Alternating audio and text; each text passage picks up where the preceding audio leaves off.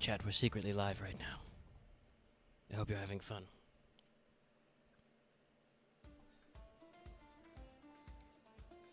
And we are actually live. This isn't like Slick.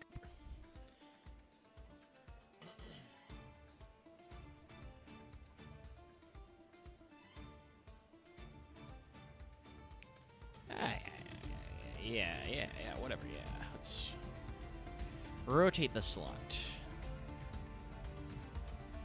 Show you the image.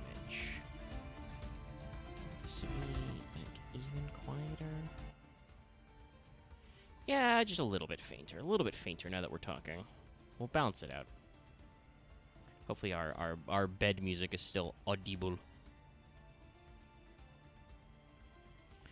But don't want to be leaving it over the bed. Anyway, hi. Welcome back to Fail Portrayal. I hope you enjoyed Genesis Night. We'll probably do it again. Maybe with more decks.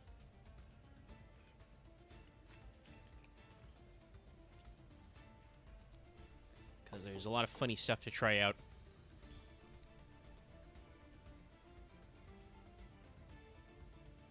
And I don't think we got too crazy.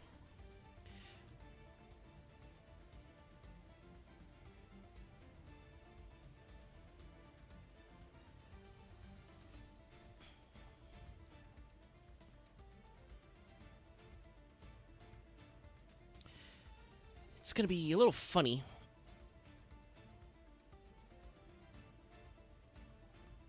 Because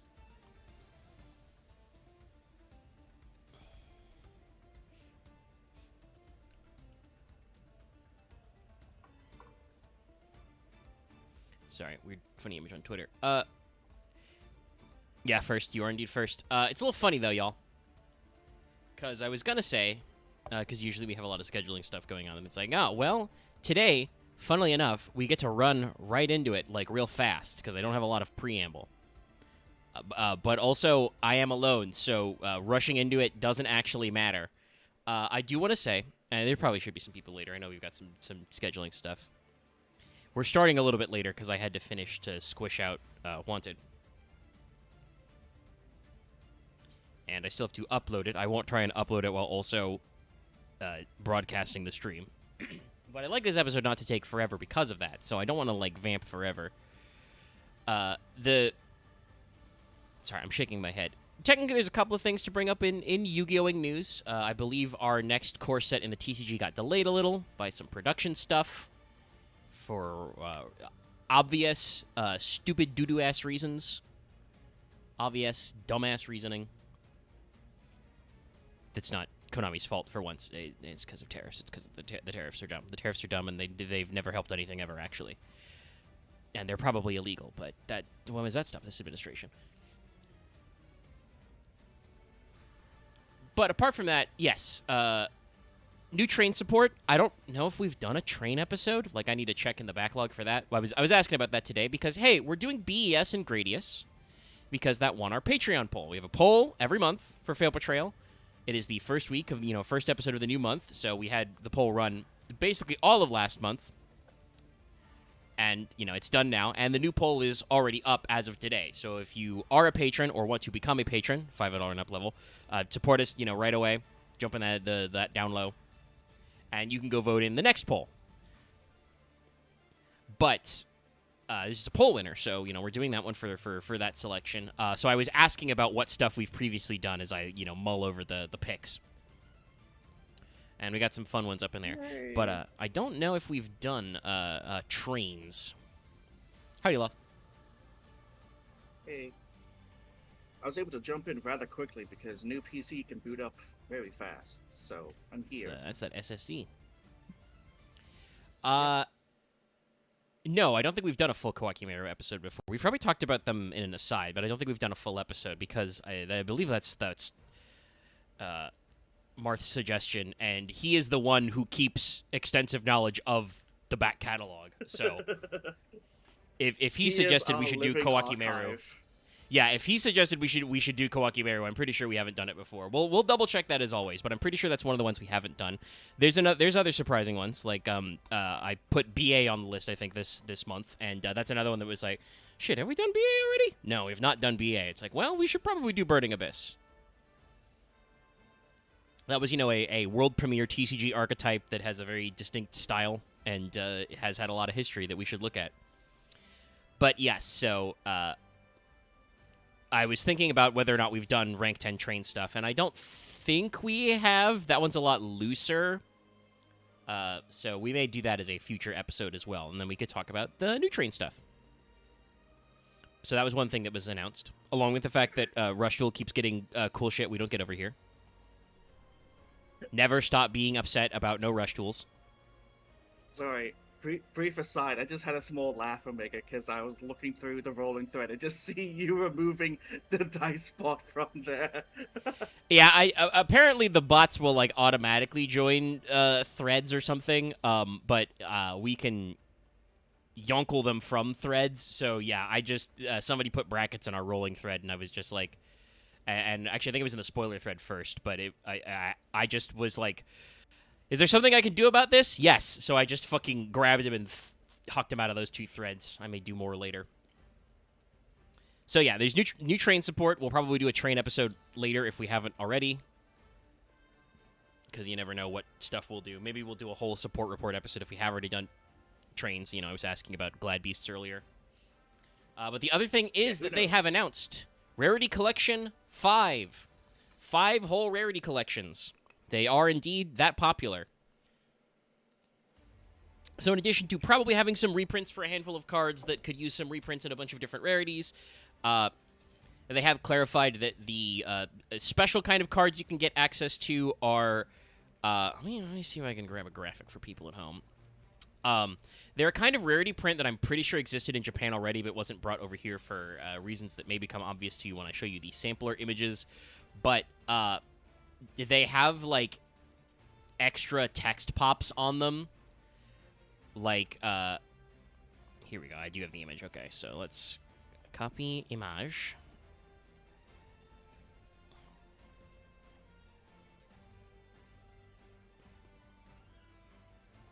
So, like, people on chat, you can see. Oh. And it's got the dreaded sample, I know, but, like, it's got, like, cross-sec designator saying no, and, yeah, I was about to say, like, wait a second, that's... and, I forgot, Mr. Triangle's name for a second, Trishula. He's got yes! With yes? And there's a bunch of other, like, big text that I, because it's all in Japanese, I can't read. So, as far as we know, they're not making any effort to translate the Japanese kanji pops. Cool, great. But yeah, so these are going to be the quote-unquote chase cards of the new Rarity Collection, is alternate rarity prints with special text on them for a handful of cards. So instead of alt art, it's just... So we added some letters. Yeah. And we still don't know, because we haven't actually seen the product, but the announced frame break cards are still coming. They'll probably be a little slow in coming. But yeah, so, like I said, not a whole hell of a lot of Yugi news. That the one for Zeus just says, fuck! It's just like, hello! And compulses goodbye. They have a few, and they have a couple of variants. Like, your ultra rares can be like platinum or starlight rares. Your your secret rares can be platinum or starlights. Your ultras might be ultimate or collector's edition rares, as your various levels. Your super rares are just going to be super rares, but they've got a bunch of different stuff as well as extra variants. So, not the worst thing in the world. Master Duel's pretty normal. They announced a ban list where I think we're finally gonna fucking kill off Malice. We're gonna ban like their Link 2 that's a super rare. All right, yeah. And they announced the next set, and it's gonna be Draco Tail along with some other stuff. So, as usual, Master Duel is gonna be like fucking 6 months, if not 12 months, behind the fucking meta of the TCG even, let alone the fucking OCG, but whatever, you can still play 2-Max C. Isn't that cool, chat? Oh, fuck, I really hope I haven't. I've been so busy with so much shit lately. Like, literally, I don't want this stream to last forever, chat, like I said, because I want to fucking... I gotta upload Wanted just in case they launch Kenshin's banner tonight. I'm pretty sure they're not gonna, but, like, getting Takeda Shingen fucked up has made me super paranoid, so I want to post that for patrons as well early and have it in the can for when it happens.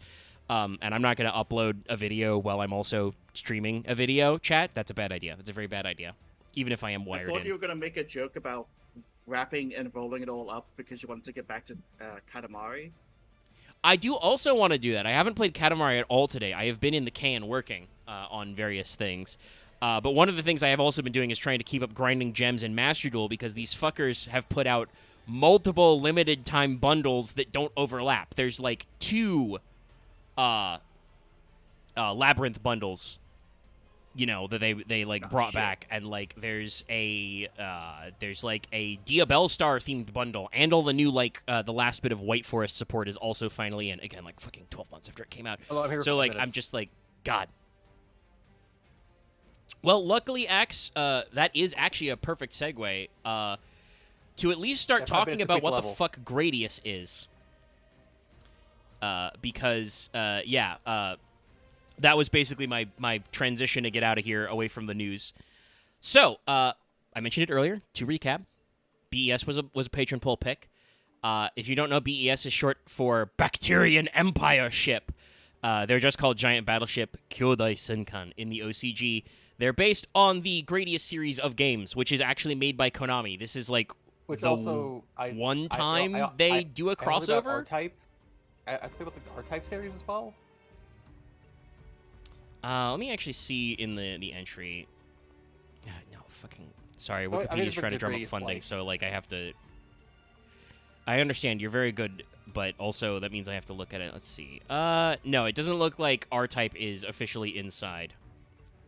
Gradius is just Gradius / Nemesis, the Salamander series, Parodius, and Otomedas. Okay. What's the? Yeah, they're top-down shooters, like shoot 'em ups. So there's a lot of things that are along there. The original game was like Scramble, but that was horizontal. You know. I think I'm thinking about Ikaruga. That's also the horizontal, also vertical, and vertical. And they switch back and forth. I remember playing, funnily enough, I don't know if it's got any relation to the modern series Earth Defense Force, but I have a cartridge for Super Earth Defense Force, which is another side-scrolling shooter game. Huh. Yeah, Ikaruga's from like the 2000s, stuff like that. Who actually made that? Treasure? Okay.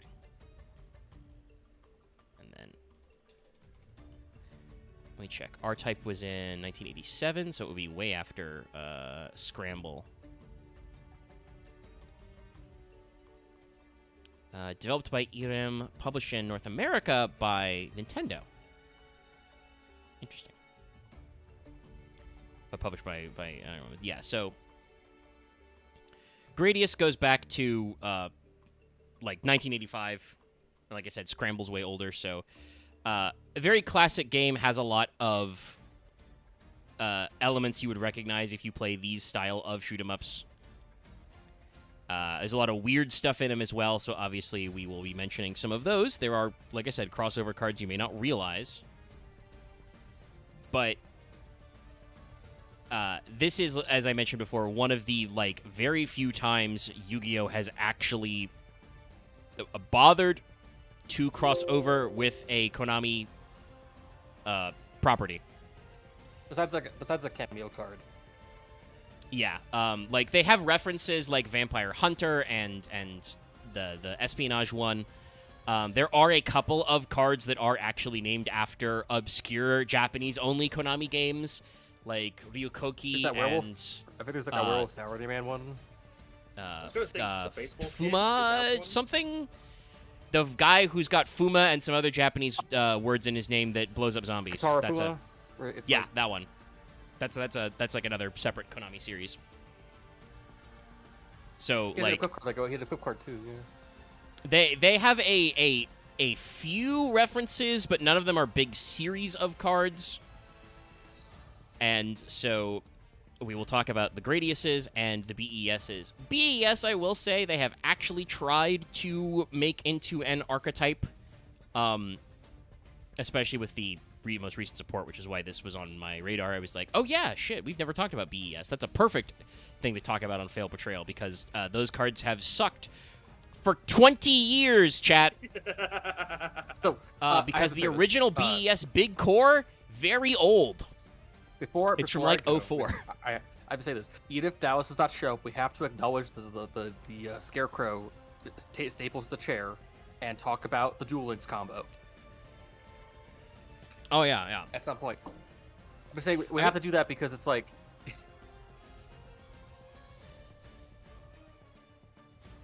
No, go ahead. Go for it, yeah. I'm just saying, it's like, you just have to acknowledge the Scarecrow right there. I kick it. Okay, well, we've acknowledged it. I don't have anything to say. Like, I don't play Duel Links, so I am pretty sure you are correct that either BES or Gradius's were good in Duel Links, because lots of stuff is weirdly good in Duel Links. They had to ban Luster Dragon #2, chat. Well, it's more like a unique skill thing that did a dumb thing, but yeah. Okay. I will say that makes sense also, though, because funnily enough, Gradius did show up in the anime. I'm trying to remember, did Duke Devlin play Gradius, or did Joey play Gradius because he got it in a fucking draft? I don't remember. I think Devlin actually got... This one is Duke Devlin playing it against Joey. Yeah. Which, by the way, Duke Devlin clearly cheated. There's no fucking way you're drafting packs and you just got Gradius's options Cyclone Laser. Fuck you, buddy. Unless you're drafting sets of like groups of cards. I mean, I guess it was all one type of booster pack, right? So, but and in real life those were common pack fillers, but still, like, I think they ripped just enough packs to make a 40-card deck. That's fucking horseshit, Duke Devlin. Speaking of which, let me put the original boy on here. By the way, this isn't... Cheat? Yes, he would. This isn't actually... This is also the funny thing, chat.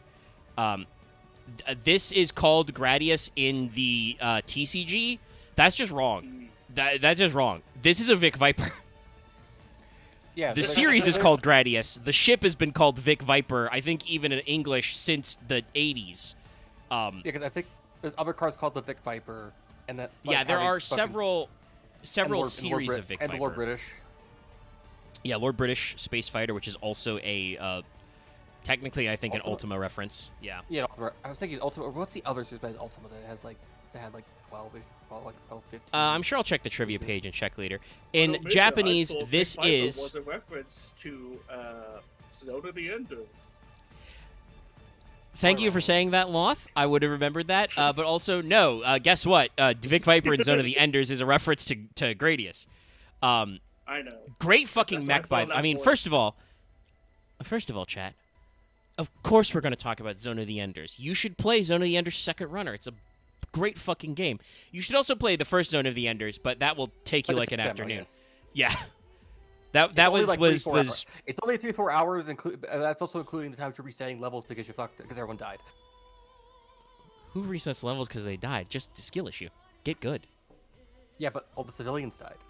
Omega, you played Halo 1. There's no way you have to reset a level because a Marine died. No, I'm simply saying that I would not allow the civilians to die. I actually am pretty sure I've never had to. I mean, there have been runs where they will just get RNG'd, but no, I think I just I activated my higher brain functions. I unclocked the sections of my neurons that were not yet formed as a teenager, and I just got good. Unfortunately, that means I'm stuck like this now. I used up my neuroplasticity earlier, so we're here now. Good to know that like all your game skill is only in like. I think I am actually pretty good at Zone of the Enders. I should doing lectures and then playing Zone of the Enders. Good to know those are like. Yeah, that's. I mean, like I said, that's where I formed all my neurons. So these are like game settings in the most like coherently organized way I've ever seen. Sometimes. Yeah, that one I'm not. I couldn't tell you how those neurons got formed. It happened. It's impressive. Like you just organize things well. It's like what the fuck, man. Yeah, like I said, I have no input on that one. That's just how it is. Like Shadow is a money game. You like it's organized very well, even though it's this fucking shit you wrote with 3M. Yeah, I literally dreamed that. I don't know, man. It happens. I read a lot as a kid and listened to a lot of audiobooks. That's probably it. But what I was gonna say, Love slightly derailed me. Not that it was bad, because we got to joke about Zone of the Enders. But the OCG name of this is Chojiku Sentoki Biku Viper. Super Space Time Fighter Vic Viper, which is obviously like the full title. You probably could have just called it Fighter Vic Viper or, Space Fighter Vic Viper. Yeah, Space But they Fighter, didn't. yeah. They just called it Gradius because I think they thought that when we were when I Wasn't was this- 10 years old wasn't this playing back- this game. Wasn't this back in the day where they just didn't even bother trying to be consistent or full commit to the actual name? This was Pharaoh's Servant, which was the fourth set, I want to say, in the TCG. So Upper Deck was not being consistent yet at all. That is true. But yeah, you would have thought Konami would have had something to say, but I mean, it is the name of a video game, so it worked. Gradius, by the way, is a light machine, level 4, with 1200 attack and 800 defense. So, honestly, pretty bad even for level 4s in Pharaoh's Servant, but, you're supposed to combo it with the equip card and the option and shit. It is a vanilla monster, and it says, a high-performance fighter jet with power capsules for various attack capabilities. Because, Gradius was one of those series where you could pick up capsules and get different weapons and stuff. Yep. Also, no, yes. Unfortunately, I think because it was from the Koji Pro end, I mean, maybe not, because they did remaster Metal Gear Solid 3, but I think we're not getting a new Zone of the Enders remaster for a while, unfortunately. I would love if they did, because they did do an HD for PS4, but only for Second Runner, I think was Second Runner Mars. So, the VR only way to play the original ZOE is, I think the most up-to-date is the HD collection on PS3 or the original PS2 discs. I own both of those. I don't have the consoles to put them in, but I own them. I also own the Metal Gear Solid 2 demo disc that came inside the... I just think about how, those games Zone of the are Enders. fucking weird, and they probably could have made a third one or something, and probably wouldn't have been I that mean, expensive. they would have made a third one, but literally Kojima quit. They had pre-pro on Zone of the Enders 3, and they went through it a couple of times, and it wasn't satisfactory. But Kojima was locked in a super long dev cycle on Metal Gear Solid 5, which Yeah, probably it did turns cost out Konami it too much money. Yeah, so it turns out because that was the torture basement they put him in with the other dev team. Yeah, no, like I said, I think that project probably cost Konami more money than they were planning on, but also their solution to that problem was not to tell Hideo Kojima to stop spending money and you make the game more budget. It was to try and get him to quit, because they still wanted the game at the end. I'm back. You can argue this, but I still think MGS5 is only 60% done. I think it might be a little more than 60%, but no, 70 maybe. It is literally missing the third act. It is missing the bit that was supposed to come out. And I think that if they hadn't had, I think they just didn't finish the third, which probably had other stuff in it. So if they just tangent again, yes, didn't- Konami did want the game because hey, they reused it to make Metal Gear survive. yeah, they used the engine. They tried to fast cash out on the assets.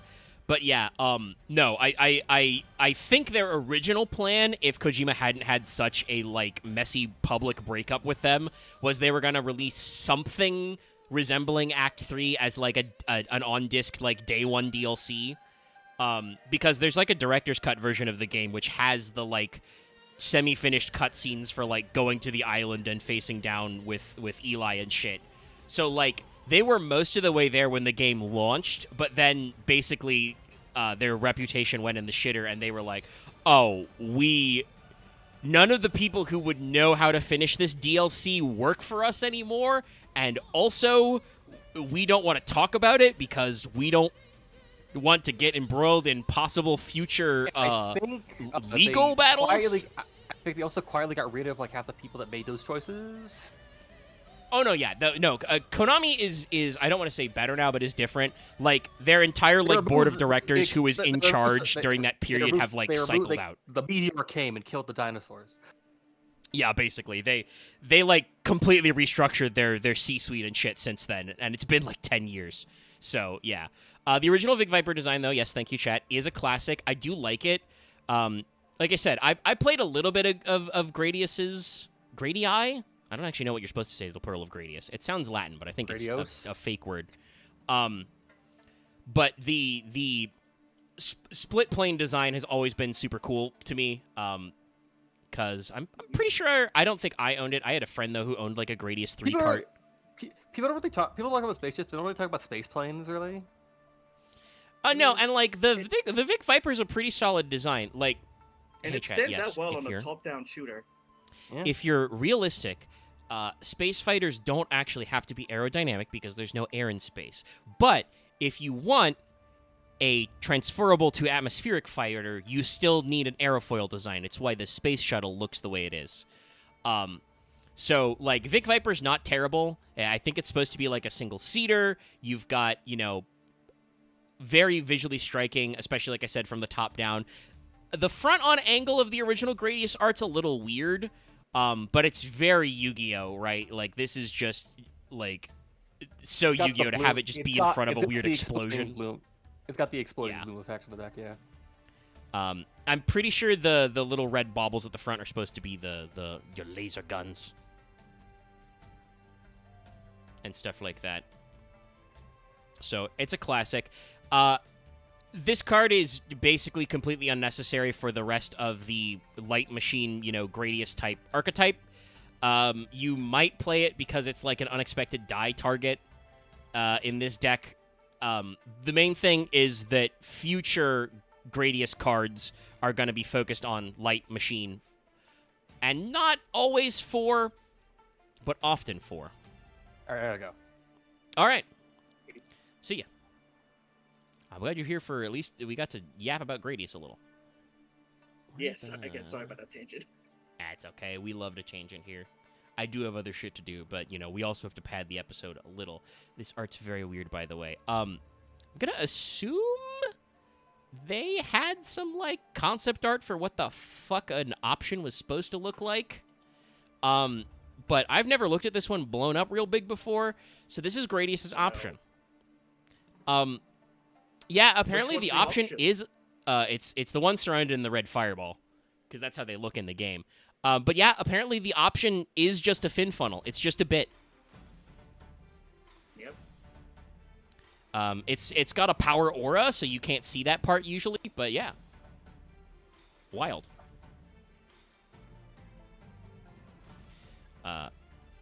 I guess I blanked out the episodes where they played it in the anime from my mind.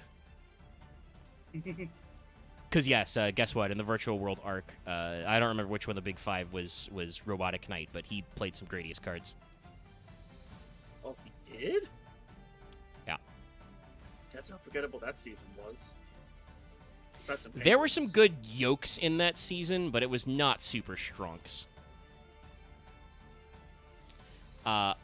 But yeah, so this is Gradius's option. If you don't know, in the video game, I don't want to say Gradius was like the first one to do this for sure, but it was probably a pretty early adopter. The option was probably one of the coolest concepts for a power-up, which is it gave you a little floating circle guy who orbited around you, and when you shot, your option also shoots.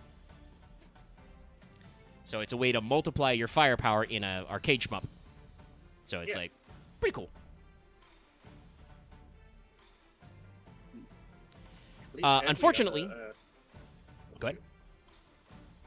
Like every shoot 'em up now has one of those. Yeah, it's become a pretty common power up to be modeled on. In the OCG in Japanese, this was just option, but they called it Gradius's option in the TCG to make it more obvious, because just calling it option in English would not make sense. Unfortunately, also chat, this card sucks. This is a terrible dog shit card. It is a level 1 light machine with question. This card cannot be normal summoned or set. This monster can only be special summoned by targeting, I think, one face-up Gradius on your field. The attack and defense of this card become the same as the attack and defense of the selected Gradius. If the selected Gradius leaves the field, destroy this card. Oh. So, on the one hand, for 2004, really cool swarming effect. There's no once per turn on that, so hypothetically, if you opened a hand with Gradius and 3 options, you can put 4 guys on the board. As one normal, one special. Bad news. They all suck ass. They're just a bunch of 1200 attackers. I guess they're you could push for a lot of damage if because it's 2004 Yu-Gi-Oh! You just go Dark Hole, normal summon Gradius. Gradius is option. Gradius is option. Gradius is option. And, like, that's, you know, like 5k damage on field. But yeah, it sucks. This card is, like, so bad. They haven't reprinted it in, like, forever. It's awful. It's dew water. Yeah, it is absolutely awful and not good at all. I'm kind of surprised they haven't tried to retrain it, but I guess they would have to come up with a new name for it. So, let's Just fast go all forward. in, Vic Viper's option select. That could be cool. So, let us grab another one. Actually, I should... Hold on, let me... First of all, let me grab the trivia. Because let me see if the trivia page says which one it's specifically from.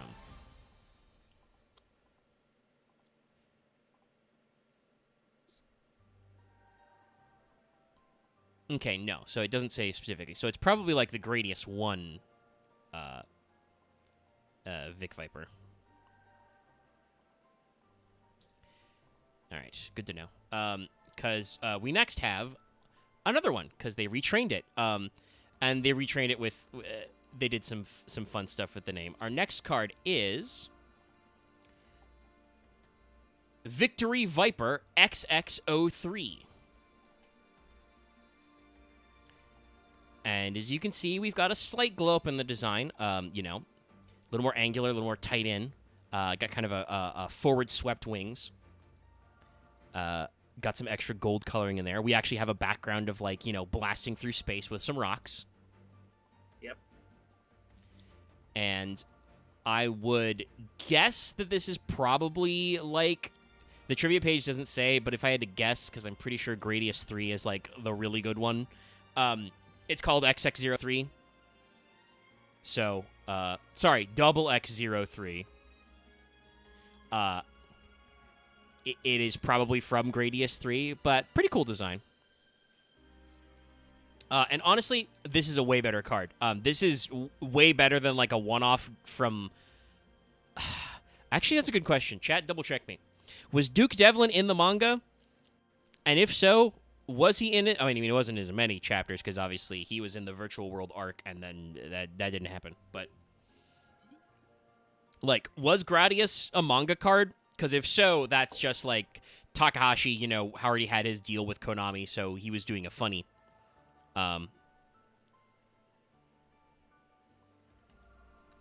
Also, yes, chat pointing out that because it says selected Gradius, it's never been PCST'd. But also, like, it wasn't reprinted before PCST either. But obviously, if it was just, like, Gradius and Option were just, like, one-off manga cards, you know, or one-off anime cards, that makes a lot of sense. Vic Viper XX03 makes a lot more sense as a card because it's an effect monster that's doing something. What is it doing? Well, chat, it's a Light Machine 4 that's still 1200, 1000, but if this card manages to destroy an opponent's monster by battle, you activate one of these effects. Gains 400 attack, target a face-up spell trap, destroy it, special summon, and option token. Its type, attribute, level, and attack and defense are the same as this card, but destroyed if this card's no longer face-up on the field. Ooh, and we do have... Just combining the previous two into one card. Yeah. And I think the gain 400 effect is the first equip spell, Cyclone Laser. We'll talk about that later. We do have art for the option token, so I will put that in there as well. In which case, it's 3 cards in one. Yeah, so basically it takes the quote-unquote combo you could do for the original Gradius and is just all of them in one card. It's not great because it still requires you to destroy an opponent's monster by battle, but this is better than some of the other stuff you could do, and this theme of the ships, the light ships, you know, the various Gradius fighter craft, gaining an effect if they destroy opponent's monster by battle will kind of come throughout. Like, they'll keep doing that. And if you're curious why that is, it's because that is how you get power-ups in Gradius. Like, they don't... usually a stage will have, like, 1 or 2 that just show up somewhere, but mostly you just blow up guys until RNG is like, you get a power-up. Yep. I believe some games have kind of like, I don't want to say like a kill streak type effect, but they're kind of like that, where if you kill enough guys overall, you just eventually level up anyway. But some of them are also pretty randomized. So, good to work out. Okay, so Duke was in the manga, but the whatchamacallit, the duel wasn't in. Got it. So yeah, Gradius was just something they threw in the anime to pack fill. May even have been based off of a card that was already planning on being printed in paper. All right, so that's the Gradius fans. Like I said, it's very weird that like you'd think, especially for as multi-level marketing and nostalgia-driven as Konami has been, they literally spent like 5 years making, you know, Metal Gear pachinko machines and shit, and Silent Hill pachinko machines. You would think that they would try and, like, you know, cross-promote. But I guess the nostalgia-driven era was just different. For fuck's sake, they allowed Pyramid Head to be used in a Smiling Friends episode. Oh, and these days, obviously, they're, like, way more loose about it. Like, you know, speaking of that, I'm pretty sure it's Pyramid's Head's in Dead by Daylight, I think? Yep. They had to nerf his ass. Of course, yeah. But, yeah, so, like, they're a lot better about it, but they still don't really try and remarket. And also the flip side, we don't need to go in depth about it, but we do bitch about on this channel constantly that also, like, Konami could be making so many video games based on Yu-Gi-Oh! Besides just card sims, and they just fucking don't.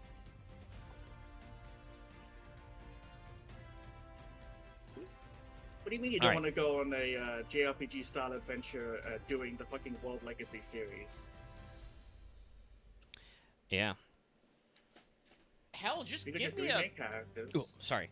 I leaned away from my my mic for a second there. You know, RPG, like, monster-style RPGs are very popular right now. Obviously, there's Pokemon, but also Digimon's been killing it with shit like Time Stranger. Do like a dual spirits type like RPG. The old school games and like the way the manga was, there were all kinds of like weird hidden attributes and abilities for monsters. You could absolutely do some kind of like dual spirits, you know, creature capture game. I'm laughing, you know, me and my just dual spirit, like, Karibo. Oh man, my Karibo's evolving. What the yeah, fuck and a winged this? Karibo. This is Flintlock. This may give some of you some bad memories, because this is one of the cards you can do a very annoying loop-type shit with. This is based off of the shooter... XX? Is XX? There's 2 E's and 3 X's. Oh god. Why? Here, I'll post it in there. Is XXX. But yeah, it's based off the ship from that one. Not really a lot to say because I've never played ZXX. But this is another Light Machine 4. It's 1500 attack, but 800 defense. But it says, once per turn, you can target 1 flint in your spell trap zone. Equip it to this card. During your main phase, target a flint equipped to this card and 1 face-up monster on the field. Except this card, equip the flint to that monster. This card can only be equipped with 1 flint. While equipped to the flint, it's unaffected by the effects of flint and can't be destroyed by battle. And be wondering, what the fuck does that mean? Well, if you don't remember, quote-unquote, the flintlock... Let me go ahead and grab that equip spell right now.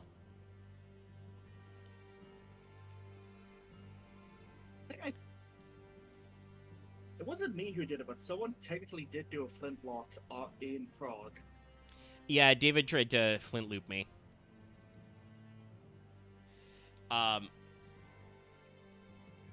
Because it can re-equip itself. So the flint is an equip spell that says the equipped monster loses 300 attack, can't change its battle position to declare an attack. If this card is destroyed because the equipped monster is destroyed, target a monster on the field, equip this card to that monster. Not a once per turn. So basically, it just... You can do stuff to shift around the equipping. Obviously, the flint lock guy can like move it around and is immune to its effect, so it's like a weird combo. it doesn't really do anything, but the fact that Flint like re-equipped itself could be used for a variety of bullshits back in the day. It was neat that they made not only a goddamn word pun, but they referenced a thing the players did with Flint. Because yeah, Flintlock came out like how long after? I think because so. Let's see. The original Flint is, I think they might have been the same set. Rise of Destiny 04. if they were the same set, that's crazy.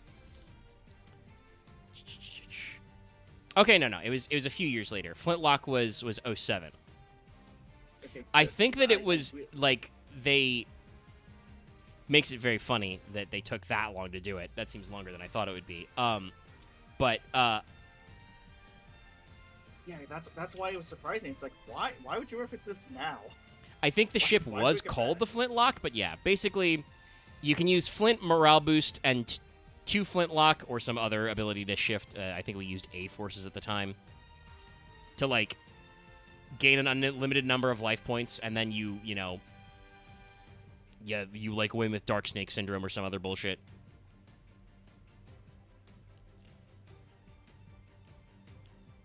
So yeah, there's a few different tricks to that one, but yes, yeah. So Flintlock came out a little bit later.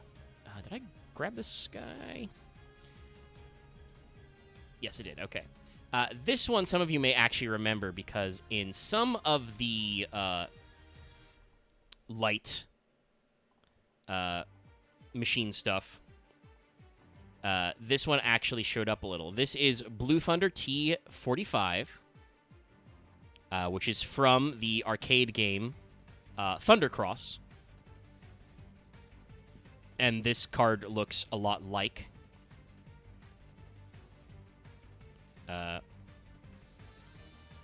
the poster for Thundercross. And yeah, it's a cool design. Yeah, it's called Flintlock with no space. Yeah, so it's funny that Flintlock with Flint creates a lock, like creates a loop that you can do. But it was also already called Flintlock. They just took a while to print it, which is very funny. Loth, you may or may not have a funny memory about Thundercross here. Was it actual Thundercross? I think it may have been a parody of it, but one of the bed images Rubik's Raptor used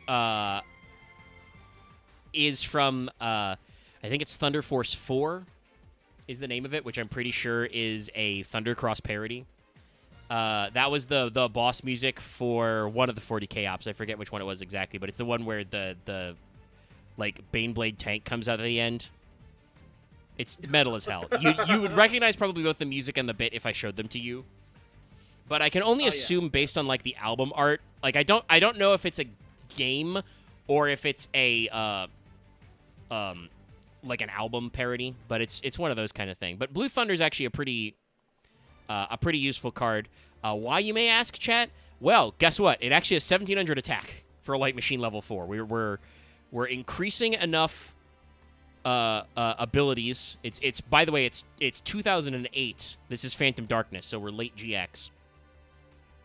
And I have to open up another option art because Late GX, this one that's creates when tokens. monsters with fucking 2k attacks started appearing, right? I think G-More Wolf was more like common. was more like 5Ds, but 1900 attackers were everywhere. So like 1700's not great, but considering we started as a 1200 level 4, we're trying. Yeah. So Blue Thunder T34 is a light machine 4, which says if this card destroys an opponent's monster by battle, you special summon a Thunder Option token, which is a light level 4 with 15/15. The token can be tributed for a tribute summon, but you can do other shit with it.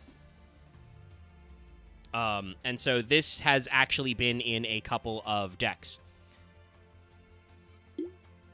You know, there's a few different strategizing for it to make it actually work out. So there's a lot of cards that can search it, obviously. You know, you can do Honest Existed, and it's a light, so you can do some very dumb stuff here. and there's a few other moves you can do. So this one was popular because it let you do kind of like a mini swarming, and was pretty all right there. And there's the option tokens, draw. It's the things floating next to it. By the way, funny story. You notice how the tokens don't leave when Blue Thunder leaves the field, which is an improvement over the Gradius options. That's because apparently in the game Thundercross, your options were controllable. They were like they were a formation that followed you, and you could actually manipulate them, as opposed to the Gradius options, which just kind of like rotate around you naturally and shoot when you shoot. So that's neat.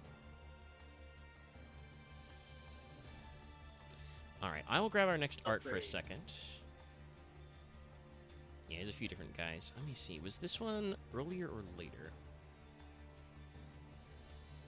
No, okay, we're roughly chronological. All right, I'm going to throw up the art for Jade Knight. I have to run out for a second, so I'll be right back. I will be nice to Loth and not leave him alone with you, and he feels like he has to fill the silence. So I'll be right back, chat. Thank you. I was about to ask. No, I know. I do learning. All right, I have muted in Discord. I'll leave the screen up so you can see chat. I would normally put the gone fishing, but I'll be right back.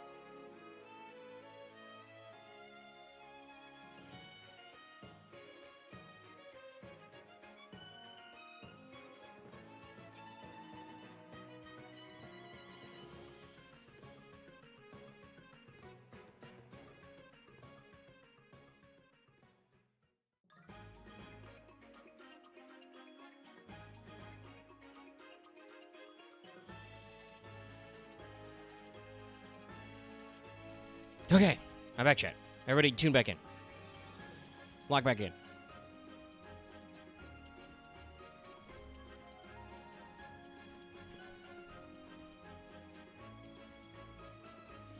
Good work, chat. You're all locked in. I undeafen. I return. Oh, thank fuck. Go back. Yes, sorry about that. Okay, all right. This is Jade Knight. With a K. You've all been looking at it a lot. It's cool. This is actually a playable ship in Gradius. I don't know which game it's from specifically, but yeah, you can play the Jade Knight in Gradius. I think it's supposed to kind of look like a modern jet fighter with some extra greeblies. But it's cool. It's green. You know. So this one... Oh, actually, I should say, because I thought about that because I just sat back in my chair. Yes, Chad also pointed out earlier that, yeah, I think Thundercross got some return in the early Link era as a way to generate extra Link material. Like, probably in some shit like Striker or something. Or other Machine Link decks. There's just, like, extra bodies.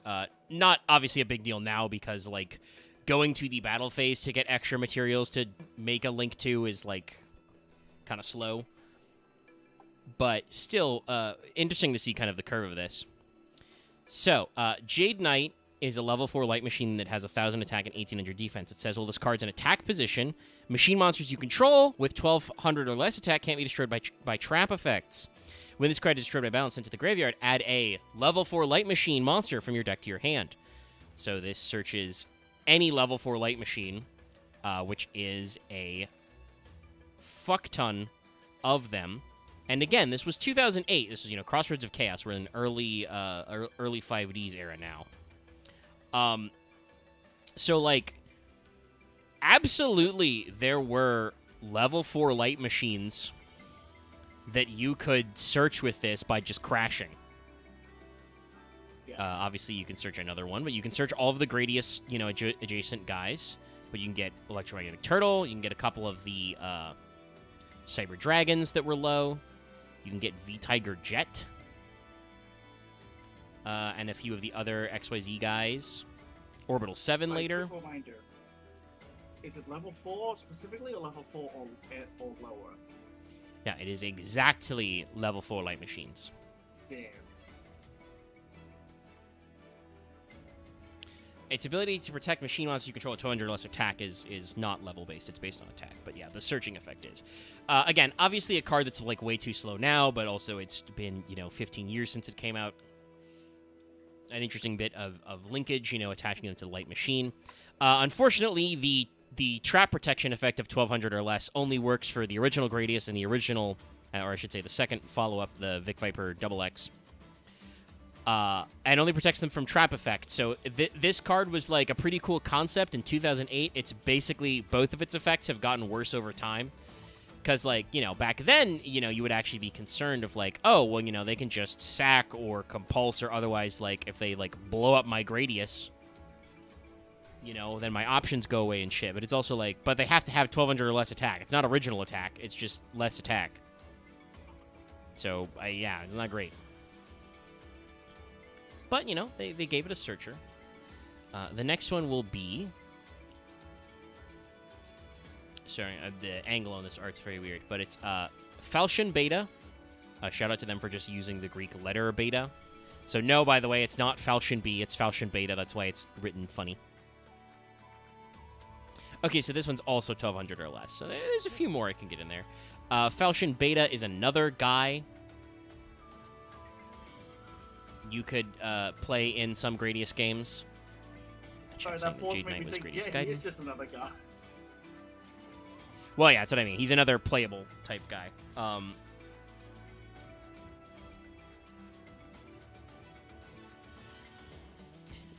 Sorry, the wiki has a very, very funny way of phrasing it. Of the first 4 Konami arcade games fighters, this is the only member not depicted using its primary weapon, in this case, the gravity bomb. This is likely the reason why its effects have no similarities to its video game counterpart. What do you mean? Thanks.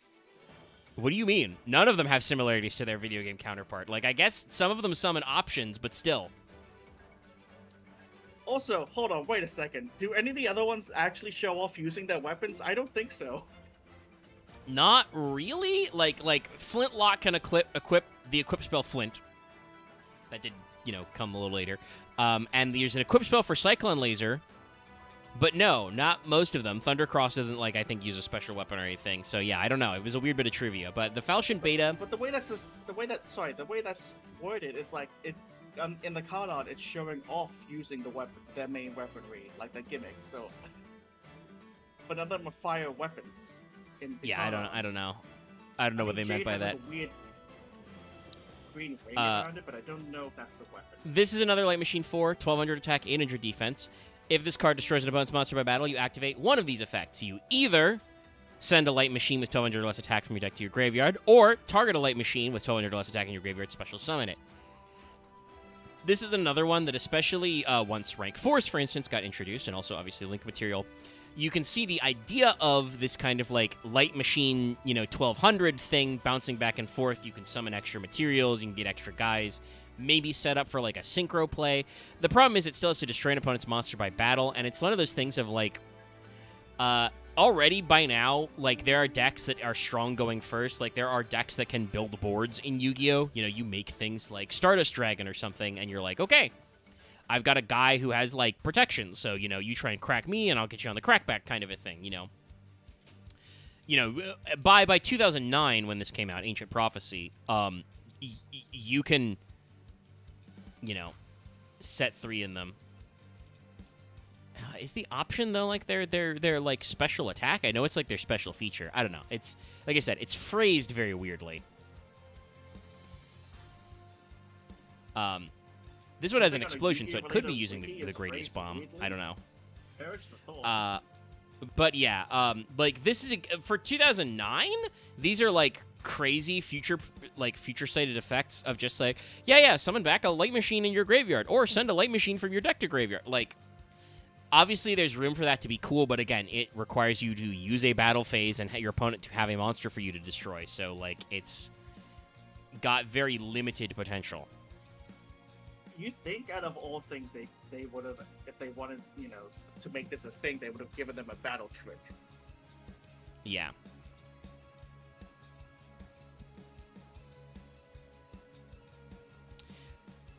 I feel like this is a fucking clearly somebody wrote all these trivia pages at once and then forgot that they're not all the text is on there. So our next one is going to be the Lord British Space Fighter, which is using its signature attack, the Ripple Laser. It also will generate tokens, so I will put the token on screen. Yeah, so the wiki trivia page talks about this and is yes. These monsters' effects are designed to replicate the special powers, weapons, and power-ups used in the different ships in those games. First of all, super broad. But also, yeah, kind of, but also, not that really. Jade Knight has, a search effect and a protection effect. I guess if it has a shield, that would make sense. But also, why didn't the trivia page for Jade Knight say that when I clicked it? Which I'm pretty sure I did, because I was looking for what games they're in.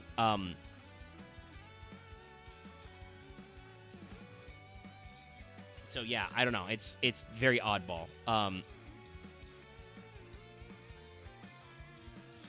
The Lord British Space Fighter was in Salamander, by the way. That's from a spin-off game.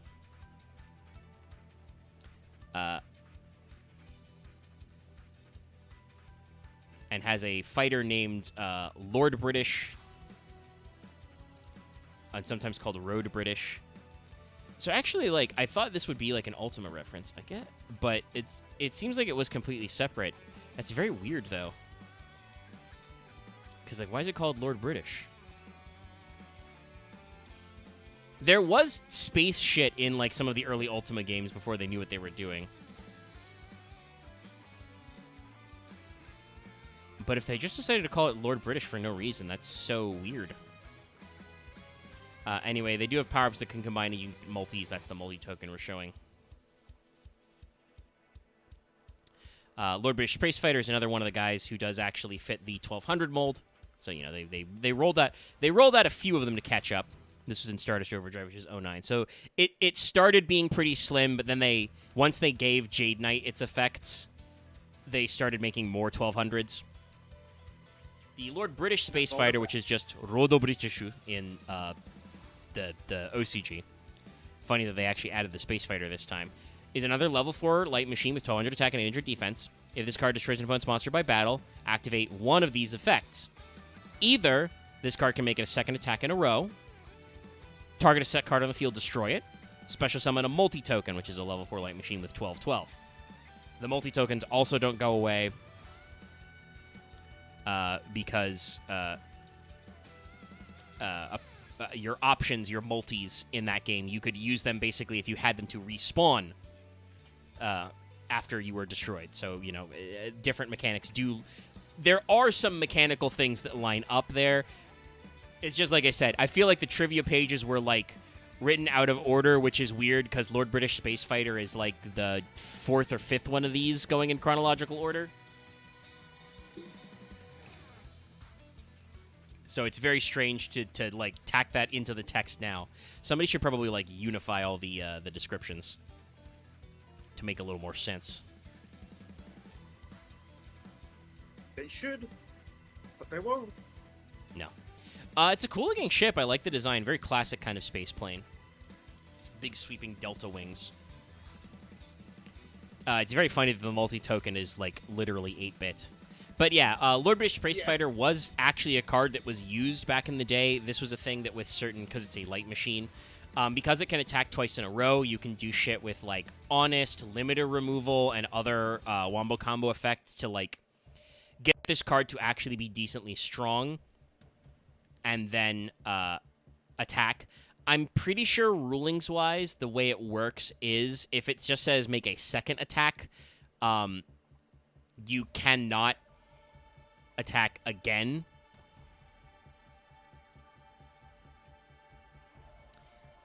I do like, because I did double-check the ruling. Cool feature. If you crash so that both monsters are destroyed, you can still activate the second or third effect. So you can make the token or destroy a set card even if you're crashing. But yeah, this one is another one that, much like Blue Thunder, actually showed up in a couple of decks.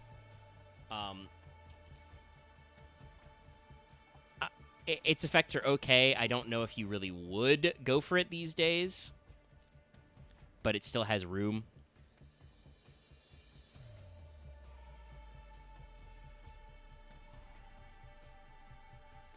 Okay, sorry. This one's odd, because this one usually gets classed in the Gradius collection. I guess because it doesn't say BES in it, but this is technically a boss from Gradius Gaiden. This is the Delta Tri.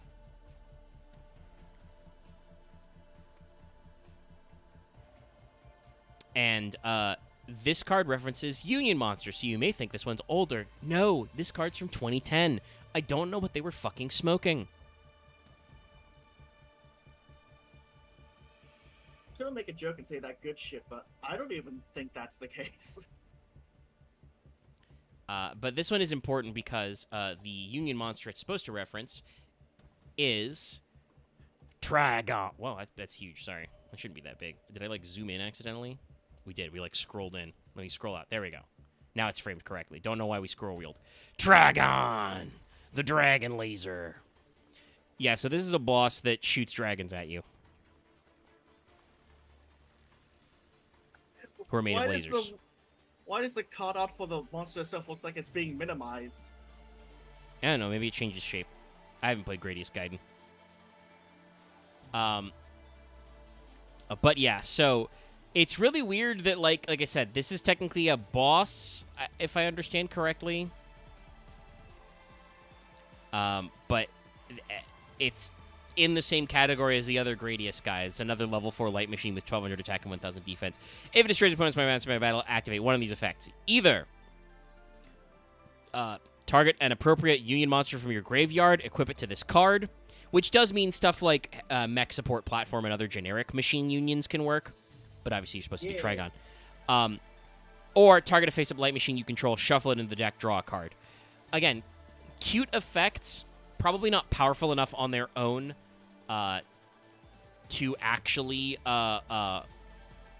like make it work. You know?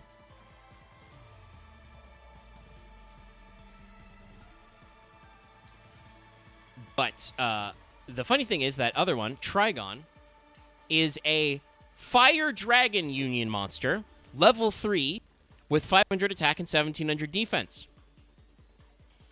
So what I'm hearing from those attributes, types, and things, no synergy. No synergy at all. Once per turn during your main phase, you can equip this card to a machine-type monster you control as an equip card, or unequip it to special summon in attack position, so it is technically generic. Good on them. It was printed in 2010. While equipped to a monster by this effect, the equipped monster destroys points by mana, select and special summon a level 4 or lower light machine from your graveyard. Monster can only equip with 1 unit at a time, blah, blah, blah. So, like, again, not a bad idea, because if you do the equip combo, Trigon gives your Delta Tri protection, or gives any of your Gradius-type machine guys protection, and then also gives them an additional effect to summon back a guy. The problem is, like, again, as you're seeing, chat, this still isn't a deck. This is just a loose collection of light machine 1200s that don't really do anything unified other than just swarm the board, but they don't inherently, like, do any extra damage. And also, Delta Tri has the ability to equip from your graveyard. Because Trigon's a level 3 dragon, fire, you can't, like, send him with other effects. You can't use the Foolish Burial effects of the other Gradiuses to send him. You just gotta, normal summon him, or special summon him with, like, Union Base or whatever. Frontline Base, I think, is the continuous that says special summon a Union a turn. You know what this weirdly says to me? This says that people who designed the card and the people who, worked on Gradius had two very different ideas of how these cards should go if there was any communication. That's what this feels like. I mean, Gradius was all from, like, the 80s, so I don't even know if they did actually bother. Sorry, somebody just posted in our 14 chat. Right? Oh my god, name doesn't fit. From the Purple Cat Cartel. Anyway, join our Discord. Yes, no. I mean, I would say there probably wasn't any communication. Because, like I said, the Gradius games that we're referencing, were all made in the 80s, and Yu-Gi-Oh! These cards were printed in the, late 2000s / earliest 2010s, so, yeah. And like, chat saying, oh, you could use the regular Foolish Burial. You could, but that would be a huge waste of a Foolish Burial, a card that has often been restricted or banned, to be like, yes, let me send my Trigon so I can attach him during the battle phase to my Delta Tri. No, it's not really good. The Trigon doesn't even give you, like, an attack boost effect. It doesn't even, like, add the 500 attack it has. It's not great. You think it would have done at least that much, but no. No, they did not really do a lot to get in there. And now we get to talk about the funny shit, though, because guess what? There's one more thing to talk about, which is Konami did their own parody of their own series. And so we're going to have those guys. You may remember them as Aitsu, Koitsu, Soitsu, and Doitsu from Sexy Parodius. No! But guess what? They're in it. They're from a Gradius parody. These fuckers. Yeah, they're real bad. I remember being so confused as a kid, opening up a booster pack and going, what is this? Yeah, that, again, talking about how they don't do, like, cross-marketing and shit. Crazy that one of the crossover setups they did do was these 4 guys from Parodius, the parody of Gradius. And also, guess what, chat? I'm not kidding when I call them those guys. If you didn't get it, their names, Aitsu, Doitsu, Koitsu, and what's his face? So that's the last one. Soitsu? Koitsu means this guy. Aitsu means that other guy. I'll explain Suitsu and Doitsu when I pull them up because I'm not going to fit all 4 on the screen. They're kind of paired, so there is like a union sub theme in here. Because these cards are also very old. They posted these in like Magician's Force. This is even pre-Gradius. They also have some stupid levels as well. Oh yeah, no, they're bad. Aitsu is a vanilla who's a level 5 normal monster fire fairy, 100/100. So you got to tribute 1 guy to summon a guy who's fucking useless. To be fair, his flavor text says he seems to be very unreliable, but he might have incredible potential. Because Koitsu is a level 10 water fairy union with 200 attack and 100 defense that says, once per turn during your main phase, if you control this card, you can equip it to Aitsu as an equip spell or special summon it back. In attack position, while equipped to a monster, the attack of that monster is increased by 3,000 points. When its attack, it does piercing, etc. So, hypothetically, if you could figure out a way to summon Aitsu and Koitsu at the same time, that could be pretty good. That's a 3,100 attacker with piercing. In the year 2005, or 2003, actually, for Magician's Force, that's like the 3rd set, or like 5th set, like very, very early. That's pretty cool. Problem. Also, it's 2003. How the fuck are you going to special summon 2 level 5 and level 10 guys at the same time? Yeah, these guys are on Fossil Dig. That's very funny. So, like, it's not going to fucking happen. Yes, they but are I on appreciate the Fossil effort. Dig for some reason. Konami tucked them into a couple of places. Oh, that's right. Let me see if I can grab you the uncensored art of Soitsu, because the TCG version of Soitsu, they cast Mend Butt Crack on. I mean, on Fossil Dig, they look more normal. These ones look like they were designed to look like they stand out. They are. I mean, they are from a parody. Oh my god, Soitsu's in Rush Duels. That's so weird. I know it's a parody, but I'm just reminded of the fucking was it the whole style of like Billy, Anarchy, Muki Muki, whatever it was, the fucking underwear wrestling meme thing in Japan. Yeah. We're also going to show you the uncensored rest in art peace, Billy. for Doitsu as well. Because they just added extra shadows to his groin. To make it less shapely. I don't know. It's weird. He's eating lunch.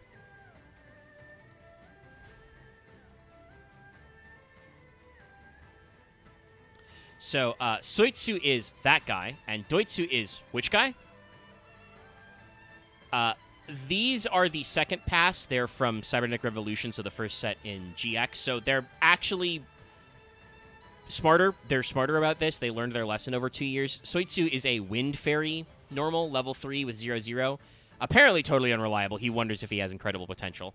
And Doitsu is an Earth Fairy Union level 4 with 100 attack and 200 defense, which says you can equip this to a Soitsu controller, unequip it. When equipped, it gains 2,500 attack. So, like, again, if you can figure out the Wombo combo, not terrible.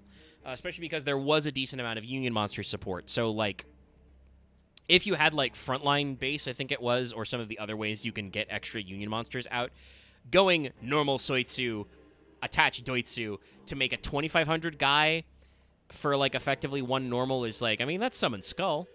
They're fairies, I guess, so you might be able to do something funny with them. But yeah, they're pretty bad. They're supposed to be bad. If you're running like Union Hanger, you'd be playing fucking XYZs instead. Yeah, no. You can probably do smarter stuff with them. Like I said, I appreciate that they tried with the second set. The guys basically never show up. And so there were 2 more Vic Viper upgrades. I know. Again, slight. I wouldn't say tangent, but just offhand comment. Can you fucking imagine the uproar if someone went to Worlds and won with these fuckers? I mean, I'd love to see it. So, fast forward to the year 2019. Rising Rampage. This is Vic Viper T301. So, this is their first crack at being like, you know, that's right. We do make Gradius. We can probably do some stuff. Very shiny design, like classic lines, but got some extra stuff. Love the big missiles. You can actually see its options in the card art as well. And it's shooting lasers, Yeah. like the Yu-Gi-Oh wiki implies it does. Yeah, though Well, again, not the card this card itself, came out but- 9 fucking years after the last Gradius card, so they had time to actually get their shit together. It's another level 4 light machine with 1200 attack and injured defense, of course. When an attack is declared involving your face-up monster and an opponent's monster, you can special summon this card from your hand or graveyard but banish it when it leaves the field. You can only use this effect once per turn. Other light machine monsters you control gain 1200 attack. So this is clearly trying to, like, make this shit work better.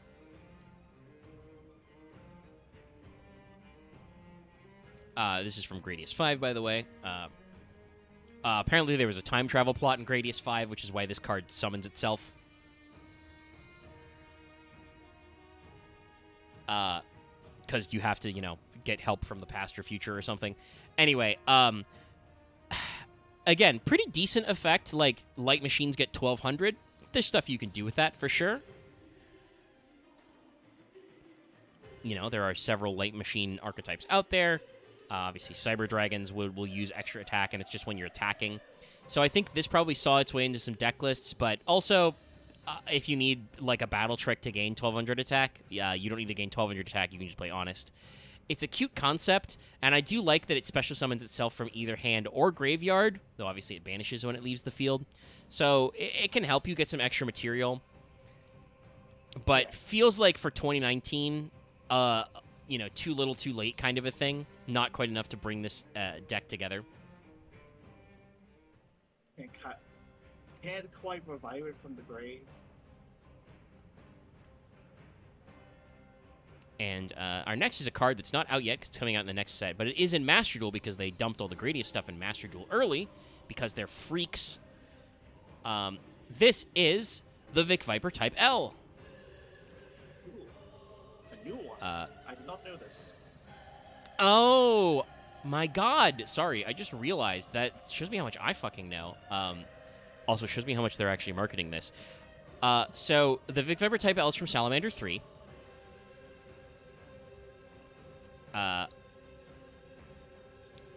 This year is the 40th anniversary of Gradius, which you can do the math to figure out because I said that it came out in 1985.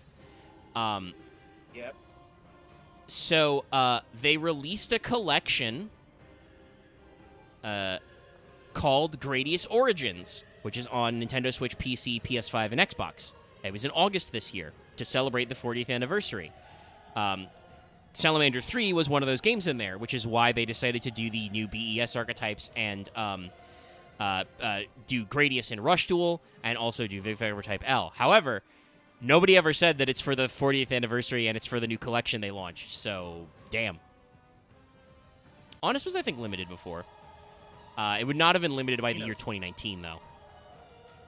Some transparency on just like, hey, we're doing this because of this would be great. They probably mentioned it in, like, the JP OCG live stream, but, like, I say that. Master Duel also has a problem where I never check my notifications because there's no read all, and so just, like, I have to deal with the fact that there's eternally a fucking exclamation point there because they'll do a notification for anything in Master Duel.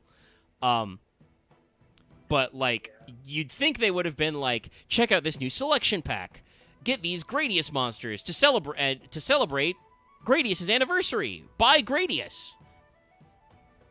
But no, they'd prefer if you just, spend your gems to make a deck that's all ultra rares.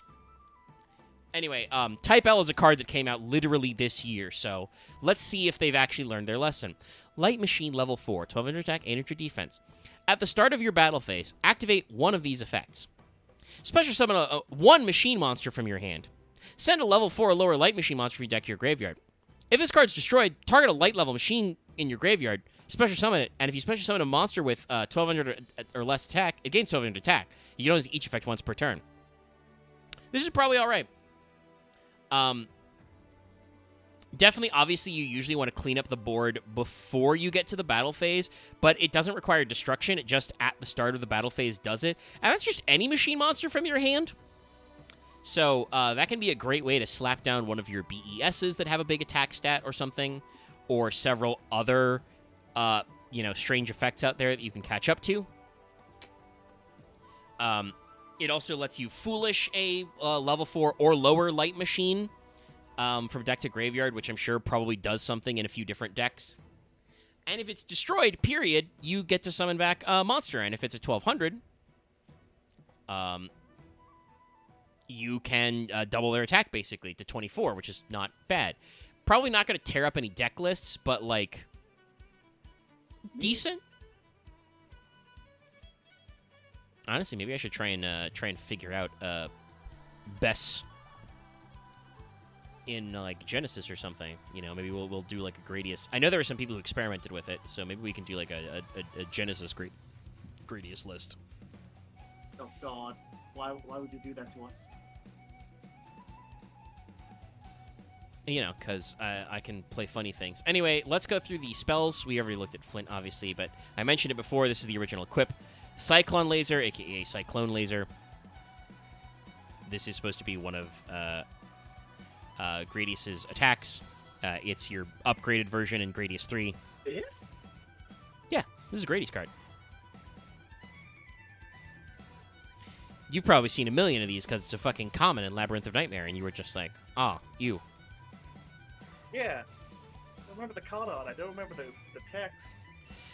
I was a little wrong. I said before that the Vic Viper XX03 had the Cyclone Laser effect built in. Not quite, because that version is better. Cyclone Laser can only equip to Gradius, increases the attack of the Gradius by 300 points. Also gives it piercing. For, again, 03, 04 type stuff. Let's see, the original was Labyrinth of Nightmare. Yeah, 04. Piercing was much more rare. And if your opponent was setting already, 1500 is not terrible, but still pretty bad, especially because that means that the cap of your Gradius options is like 1500. I appreciate the attempt, but yeah, very, very 04 card design.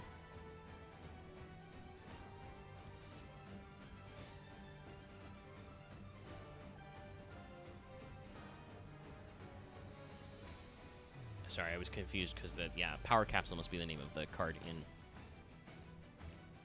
the skills in Duel Links. Because we're going to talk about the normal spell, Power Capsule.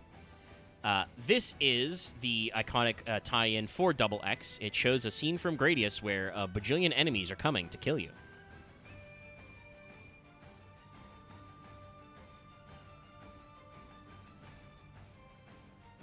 So, like, cool art. Will this do anything? Sorry. It just looks like fucking jumping jacks in space. I mean, that's kind of how Gradius looked.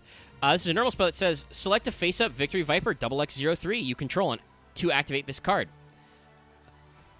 Select one effect of Victory Viper XX03. Apply it as if it was this card's effect. Cool concept.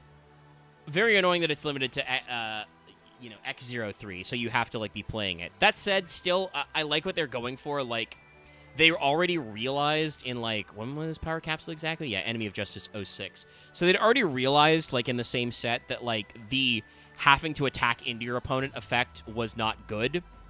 So, this basically means that not only in attack, but also just in general, X03, you can create a token, or you can make it, 1600 or more, or you could destroy a face-up spell trap. So, cool concepts. Still, it's an unsearchable card that's not in an archetype that's archetypes. So, yeah, it's bad.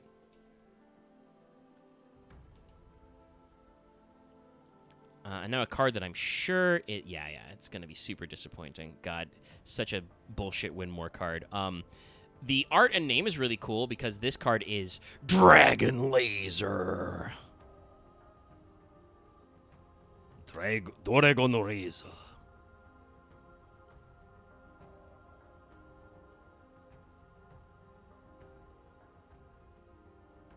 I could have sworn Option was actually in the anime. If you put this side by side with with Trigon, it would just be coming out of on the side. It's just the other side. Yeah, this boss did that attack. Maybe they gave Cyclone Laser the piercing effect, though, because he used Fairy Meteor Crush. Sorry, I'm talking about chat. Dragon Laser is a concept that should be super cool, but unfortunately, it's a little weak. It's at least a quick play spell, but it says send a Trigon equipped to a Delta Tri you control to the graveyard. Destroy all monsters your opponent controls. A cool concept. There are several cards that are like this. This requires a 3-card combo to get a Raigeki. You could already play Lightning Vortex, not as a quick play, obviously, but like, you know, in the years this came out, this was 2010. I think we were loosening up restrictions on some of those. Like you could play Lightning Vortex. I think it was still a few years, probably like 4 or 5 years before you could play Raigeki again straight up. But like Dark Hole bounced up and down the limited list. Torrential Tribute bounced up and down the limited list and Forbidden list. Like, there were options for board wipes. I don't think you'd want to play Trigon and Delta Tri just so you could get a quick play board wipe, you know, for your opponent. A quick play Raigeki. Like, that's good, but that requires too many moving pieces.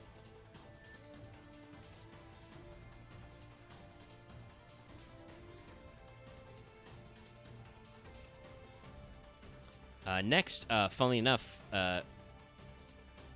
so there was the Flint, obviously, but there was also the Flint Missile for Flint and Flintlock. It shows the Flintlock shooting the Flint. This is a quick play spell card that says, destroy a monster equipped with Flint. You can return this card to your deck instead of sending it to the graveyard. Neat. Cool. Great. It's not great. It's bad. I like that they tried to do something with it, but it's... Yeah, it's not good. An attempt was made. Now there's another card. It's going to be super freakly deaky. Because this is Option Hunter.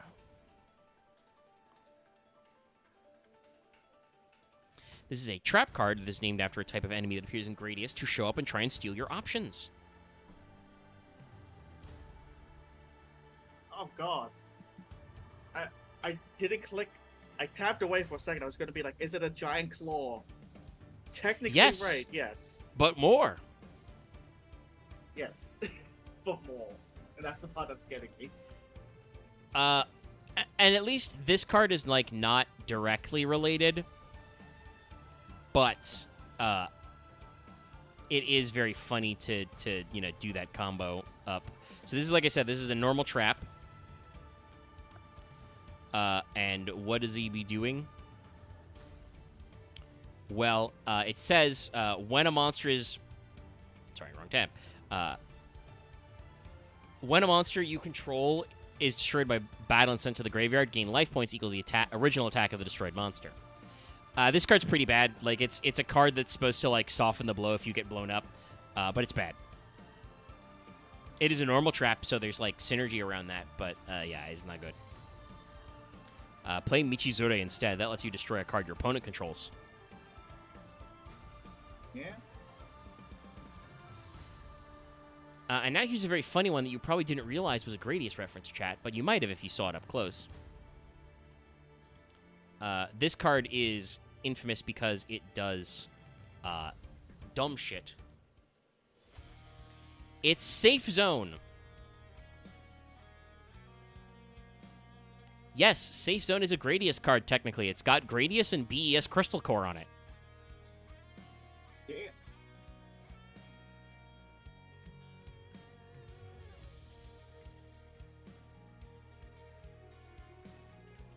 So if you don't know what Safe Zone does, this is a continuous trap that says activate by targeting an attack position monster on the field. That face-up monster can't be destroyed by battle or your opponent's card effects. Your opponent can't target with card effects. It can't attack your opponent directly. When this card leaves the field, destroy that monster. When that monster leaves the field, destroy this card. So Safe Zone is a card that is turbo annoying because it is only ever used to basically turn a monster that has some very annoying effect we don't like into a baby towers. Like, it makes it so that, you know, that monster can't be destroyed by battle or card effects and can't be targeted with card effects. So you use Safe Zone with a couple of unfortunate monsters to basically lock your opponent out of the game at certain points. I don't really want to name many of the combos. They're just bad. It's just a bad guy. Not fun. No. Yeah, you use it with, like, Fossil Dino, Vanity's Fiend, shit like that.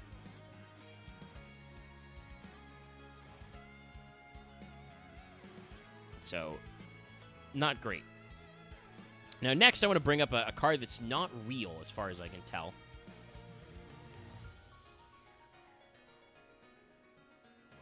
But... It's not real. No, but has been in lots and lots of video games. The card I'm going to show you, if I can get the art right. Sorry, we accidentally hit full screen there. It's in a bunch of the... No. Sorry. Is there no just version of the card art? No, I see what you're going for there.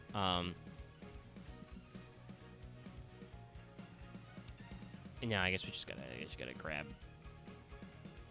it like this. So in the Tag Force games, starting with like Tag Force 2, there's a card that is BES adjacent called Shield Recovery, which is a normal spell that puts 3 counters on a big core or BES monster on the field. This card's not in paper, and I don't know why. Because it's still not searchable, but this would be a great card to play in your BES decks, which we're about to talk about. This is the bridge card as we like leave the Gradius zone into the BES zone. And I'm like, I don't know why this card's not real. This card was in like 5 video games. It was in Tag Force 2 through 6. Why don't they just make it?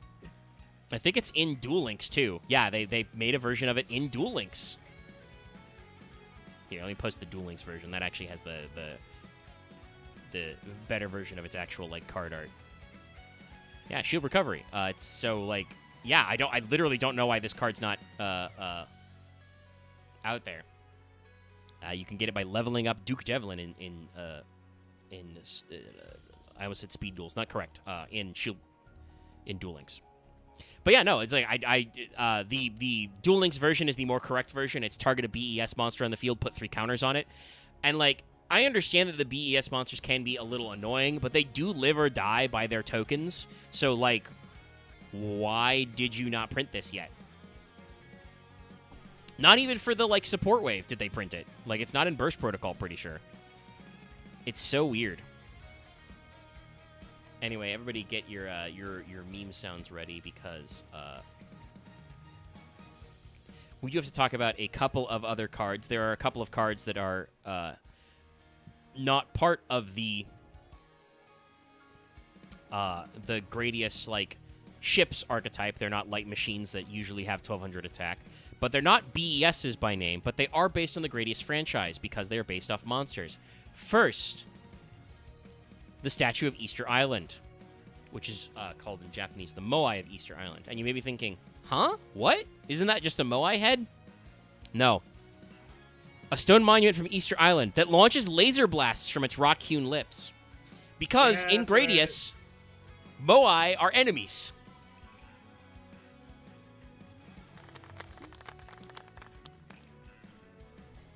Oh, I won't touch the soundboard after that, but you did say prepare your meme sounds.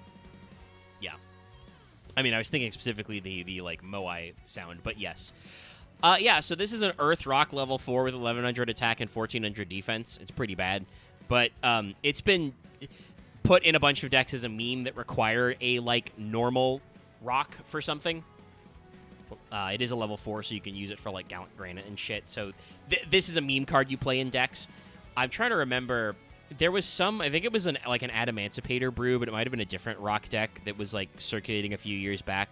And they realized that like any normal rock would work for like as like an unexpected die target. And so they were just like, oh, the attack stat literally doesn't matter. We're going to play Statue of Easter Island as a joke.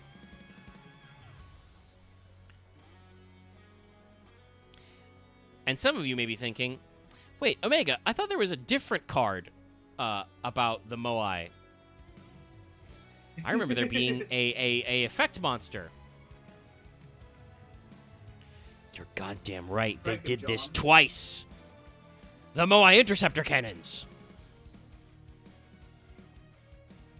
So those actually have a different design. They actually have like gears in them so they can open their mouths and stuff and shoot blasts. But yeah, no, they made 2 of these. They made 2 references to this. It's entirely possible that they like Konami included the Moai thing in the regular one. It was Adamantimator, yeah. I remember that because like Alpha was like the best attack stat you could get, and then people realized that like that edge case of the attack truly doesn't matter, so you could just run Moai instead. Or the Statue of Easter Island. Moai Interceptor Cannons. That's a rock flip card. I think we may have mentioned it before because it's like in Structure Deck Invincible Fortress. This is a level 4 Earth Rock with 1100 attack and 1200 defense that says once per turn you can flip this card face down. Put it in face down defense position. So like, that's cool.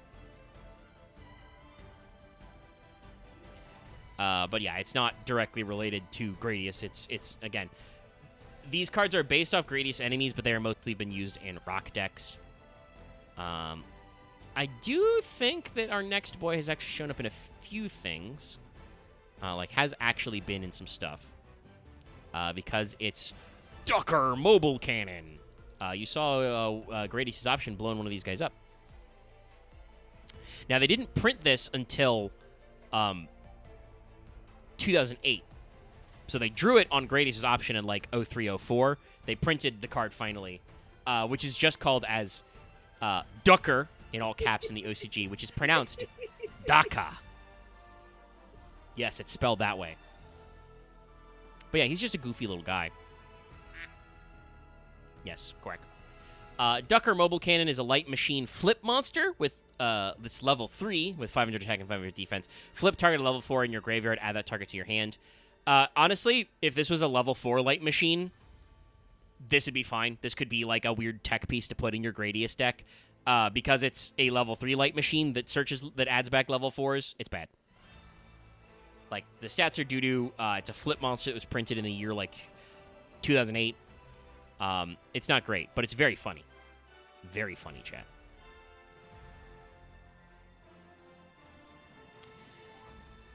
But that means let's actually talk about the time they decided to make this a thing. So this is going to be our cover art. It was used for the thumbnail. Let's talk about the card Boss Rush, which is actually pretty old. The original Boss Rush, I should say. Came out in Elemental Energy in the year 2005, so very early in GX. Elemental Energy, by the way, a lot of people shit on Cyberdark Impact, but it had some sleeper hits in there. Elemental Energy, I think, is actually a dog-ass set, if I remember correctly, from Prague. That has Shining Flare Wingman on the front. Oh, yeah, no, that's bad. That's a set's so bad. What do we got? We got, like, Blade Edge and Wildheart. You got the Jack King's Queen's Knight, which sucks. You got VW in there, which isn't any good. Actually, no, okay. It's salvageable. The good Dark Lords are in there. But that's about it. God, I forgot. This set was so small. But remembering Shining Flare Wingman, that was a chase card for a lot of people. Yeah, we were trying to make heroes work. Luckily, I think I realized that this would let me set up doing Dark Worlds instead, which was actually a good deck. But yeah, Elemental Energy was a very mid set, I should say. But it had gold and silver in it, and like Brow and Scar and stuff. So like, not the worst set in the universe. Exactly if you want to play Dark Worlds. So Boss Rush has Big Core, Crystal Core, and Tetran on it. BES bosses that are in there. The name Boss Rush obviously comes from an old school arcade guy, or arcade term, which is, you know, when multiple boss enemies would appear back to back. Still used to this day. I think usually I remember people referring to it in a couple of different ways, but most frequently you either hear it with, like, in reference to JRPGs, or also referencing that thing that Zelda games do, which is almost always in the final dungeon, you also have to fight all of the previous dungeon's bosses again. Zelda loves that one. But yeah, I don't know if it was actually in the anime first. You got to remember there was still a delay on the episodes. They've been doing a lot of interviews about GX lately. I wouldn't be surprised if, like, this card wasn't, like, in the running. Like, Konami wanted the crossover, and so the GX writers were like, ah, shit, we need to fill in for an episode. But they did also make up bullshit. The tennis cards that I don't think are in the game was the GX writers room literally was like, hey, how many different things can we make a children's card game? So, like, I wouldn't be surprised if they went the other way around. Yes, Mega Man's another one that also does it all the time, is the when you get to the one of the Wily stages, or Sigma stages in X, is another one where you usually have to fight every single boss over again. Usually that's chump change time, though, because you have all the right weapons. But yeah, I think probably, like, thinking about, like you know, reading walkthroughs and discussions of games, it's, yeah, Zelda or Mega Man is where I most often see the concept of boss rush. It's like, all right, well, it's the boss rush time. You know, you're in the middle of Ganon's tower. You got to fight 8 guys again. Good luck. Actually, I'm specifically thinking of Ganon's tower in Wind Waker. Was that actually 8 bosses? I know that Zelda does it several times, but I'm like, man, I don't know. Anyway, Boss Rush is a continuous spell card. They didn't want to make this a field spell for some reason, which is good because it means that BEF Zelos could be a field spell later. But, by the way, this card, you're going to figure out, has something very weird about it. It has not been reprinted in a long time. But it says you can't normal summon or set during the end phase of a turn that a BES or Big Core monster was destroyed and sent to the graveyard. BES monster or a Big Core was destroyed and sent to the graveyard. You can special summon one BES or Big Core from your deck. This is because the first BES monster, who is now known as BES Big Core, was originally in the TCG just called Big Core. They dropped his archetype name, and then they decided to make this a thing. So guess what, Upper Deck? You fucked it up. Yeah. So, Boss Rush is an interesting concept, but it's very bad because it says you can't normal summon or set. But it does mean that you get to special summon a BES from your deck.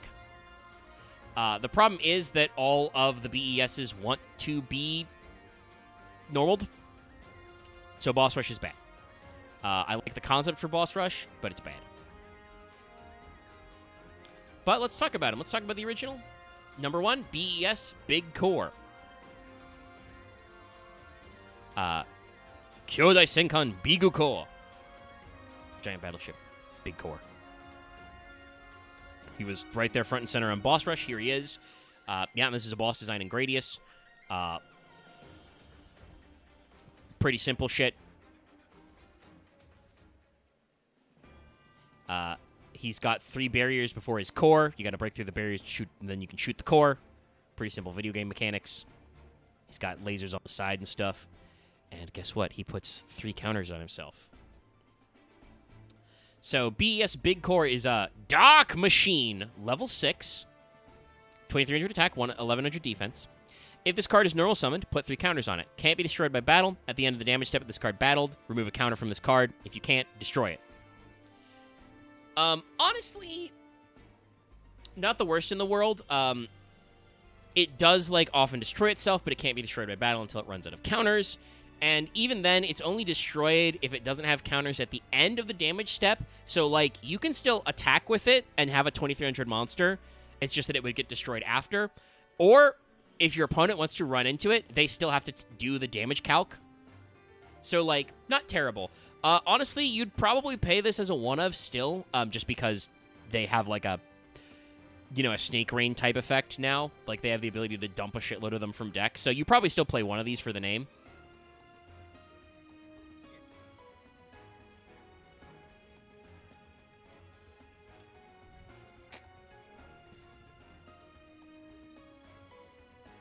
That's true. The field spell ruling didn't come. It did come in around GX because of the Gear Town interaction. Like I think it was either late GX or early 5Ds. They decided to do it that way. But yes, at the time you couldn't have a field spell. I mean, the main thing is just that, like, You don't really lose anything with Boss Rush if it gets blown up, because it's a floodgate, so it's like your opponent's doing you a favor, honestly. But yeah, it's just a curious case where it let them actually do a field spell later. So this is another one you saw in Boss Rush. BES Crystal Core.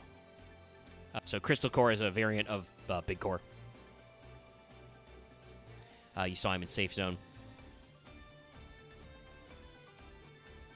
He's got big beams. He's icy. He's a cool guy. BES Crystal Core is a level 5 water machine. 2100 attack, 1000 defense. When this card is normal summoned, put 3 counters on it. Card can't be destroyed by battle. If this card attacks or is attacked, remove a counter from this card at the end of the damage step. If you can't, it's destroyed. Once per turn during your main phase, change when face-up attack position monster your opponent controls to defense position. Neat. This card has been reprinted a little for like a little bit of PCST, but yeah, no, this is just decent. Again, you probably play this as a one-of. Gets 3 counters. It does have less attack, but it does have the ability during your main phase to, tip a guy to defense position. It's decent. And crystalline. I think I have come across this guy before. You've definitely seen our next guy before in if a you've been while. following along some stuff. Yep. Chat, you may recall that the guy I'm about to post as the one BES monster that had to be banned in Junior Journey format. BES Tetron. And he's a Tetron because he's got 4.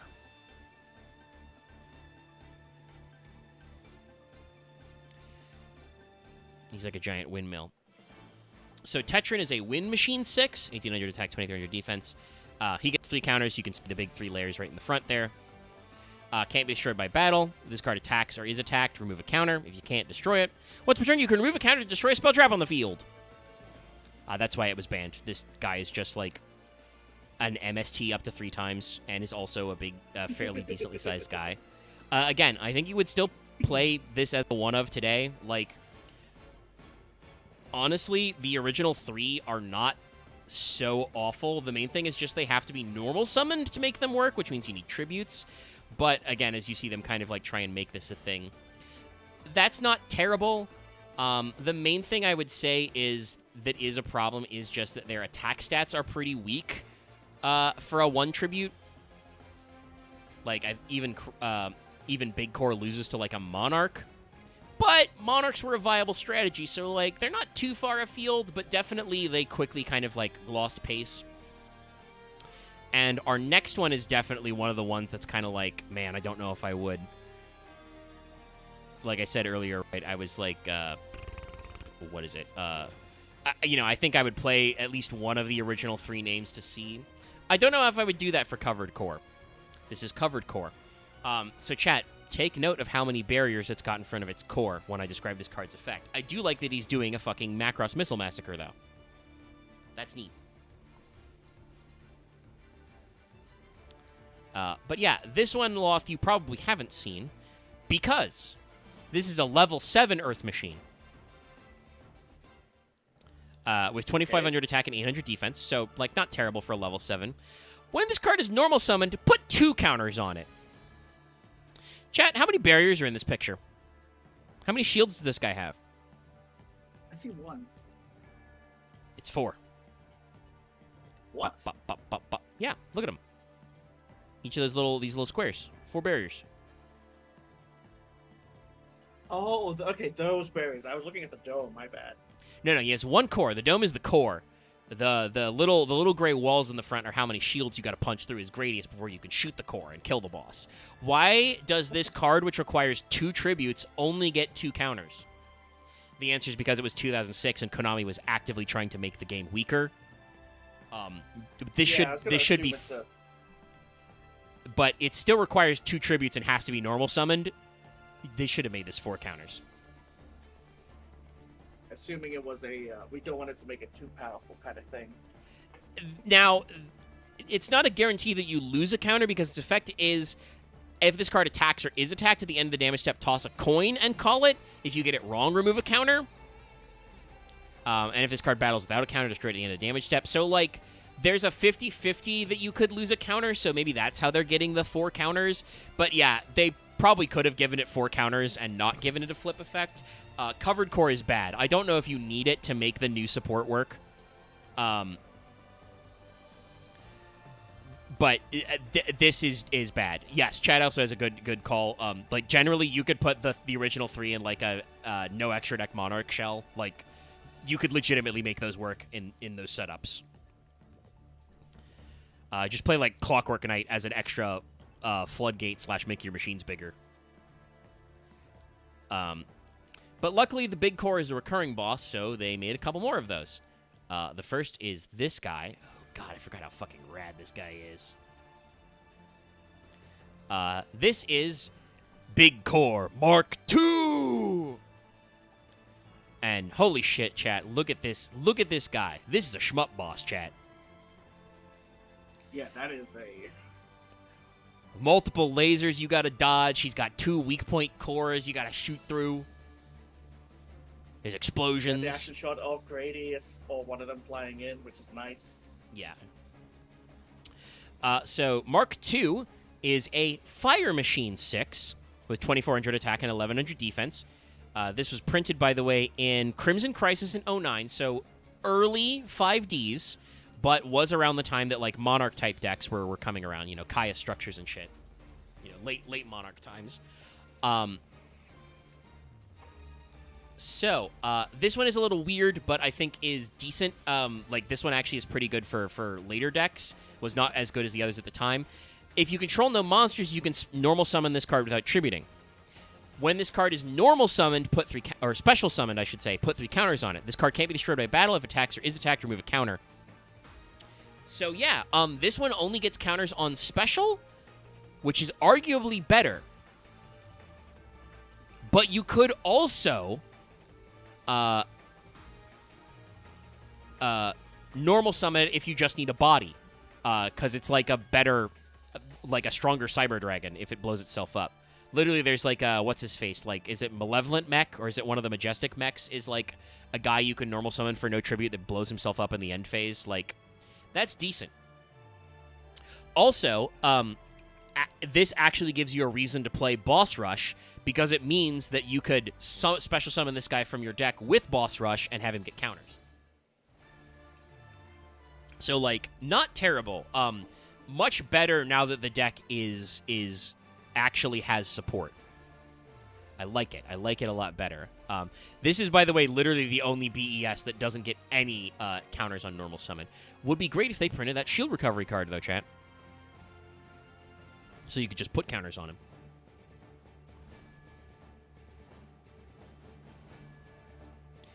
And you thought that was our final form? No. No. This card wasn't printed until 2017, but we have to talk about him. It's Big Core Mach 3. Once again, you can see the fucking action shot. You can see this one's got fucking crisscross lasers. He's got 3 cores. He's shooting huge beams at the end, you know, like all kinds of shmup nonsense. Yeah. It's all in there. So, Big Core was probably the best one of these for a long time. This is a light machine, level 8, with 2,700 attack and 1,900 defense. If your opponent controls a monster and you control no monsters, you can special summon this card from your hand in defense position. If this card is normaled or specialed, put 3 counters on it. Can't be destroyed by battle. At the end of the damage step, remove a counter. If you can't destroy it, banish this card from your graveyard, shuffle all BES monsters from your graveyard into the deck. For 2017, really good. Like, honestly, if it weren't for the fact that Boss Rush locks you out of normals, and the rest of these guys are, like, so normal summon dependent, this deck probably could have done something with Big Core. Like, this is pretty good. Lets you special summon if you're going second, right? You know, gives you a monster that can't be destroyed by battle.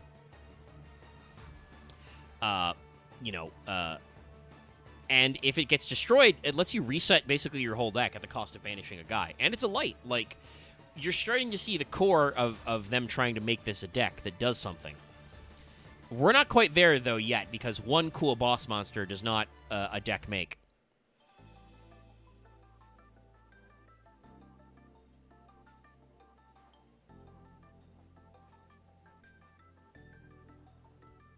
Proliferate would be another good one. Free cloning. Free stage 2ing. Honestly, I do believe some of these bosses are like... whatchamacallit? Multi-stage, you know? Like, I'm pretty sure, multi-phase, I should say. I'm pretty sure Big Core Mark III here, like, if you destroy the first 2 cores, that little gun turret in the middle probably blows up so you can, Get even more inside. yeah, you can destroy the 3rd core. Alright, the wiki's taking a while to load Blaster Cannon core, but let's see if I can also grab the art just off Google. Because I don't want to slow up too much, I'd like to do some Katamariing today. I know we've been going for 2 hours, but we started a little late.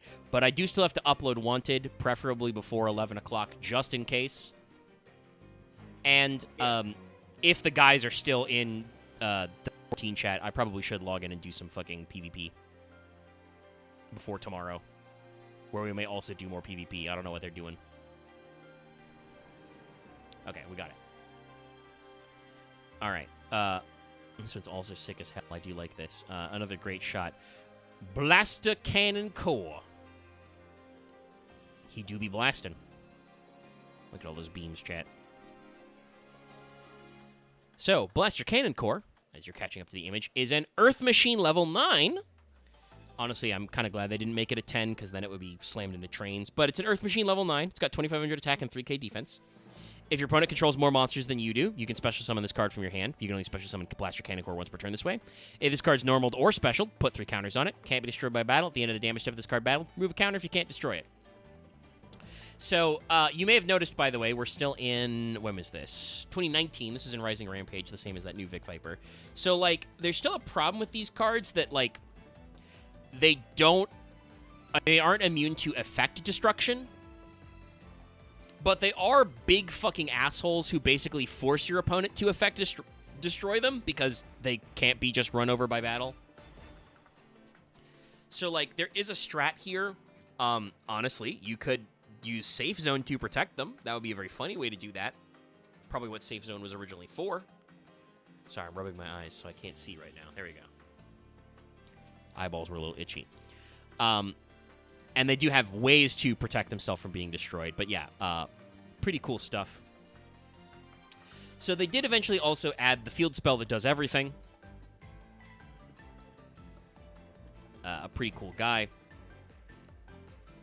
So in the TCG, it's called BEF Zelos. In the OCG, it's just Giant Fortress Zelos.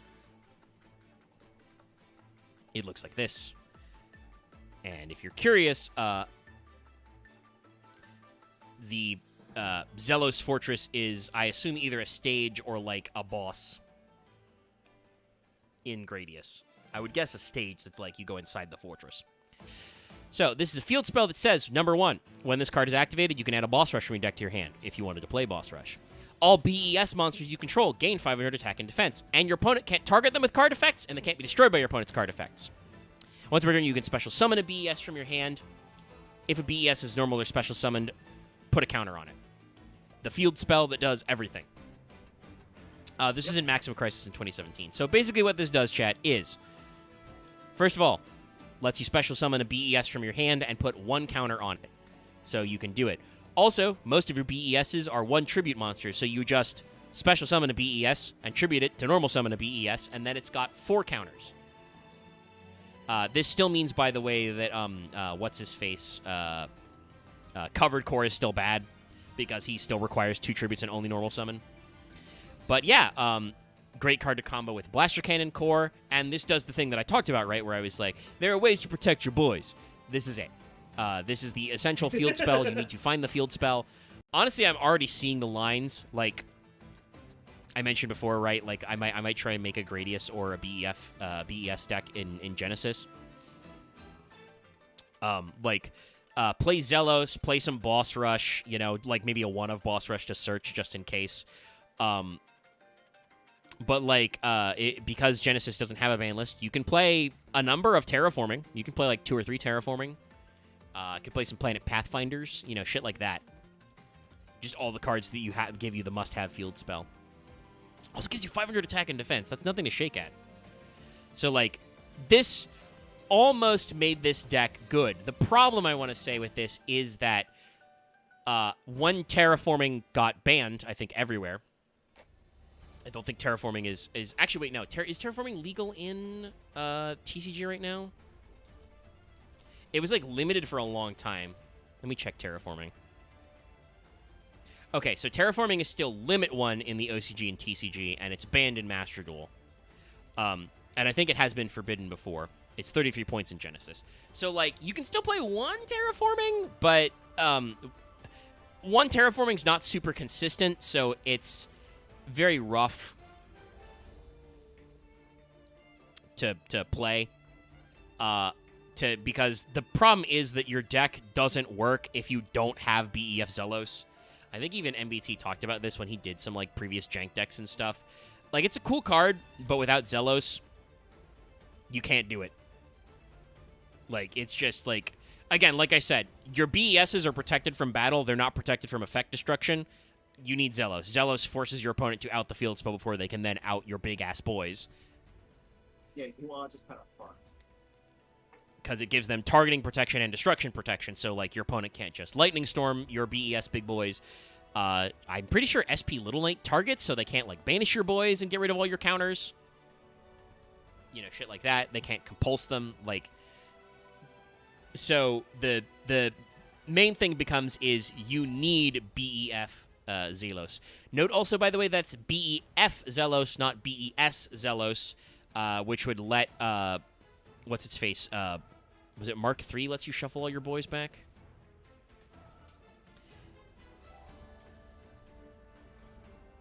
It was either Blaster Core or, not Blaster Core, Big Cannon Core. No, it was Blaster Cannon Core, okay. Or Mark III that let you, like, banish it to shuffle all your BES monsters back. If that was just shuffle all your BES cards back, that could be something. But it's not, so, like, you got to be careful. And like I said, Boss Rush still locks you out of normal summoning, so, like, I probably would only play one of, like, to put it in the loop. But there's still a few decent cards. So let's talk about the new support. They added 3 new cards to this archetype, and that made it possibly meta viable. And even these cards aren't out in the TCG, they're out in Master Duel, so I have high-res art of them I can pull up. Yay! And assumingly after these 3 cards, we'll call it there. Yeah, we'll be done. That'll be it. So, first is BES Derringer Core.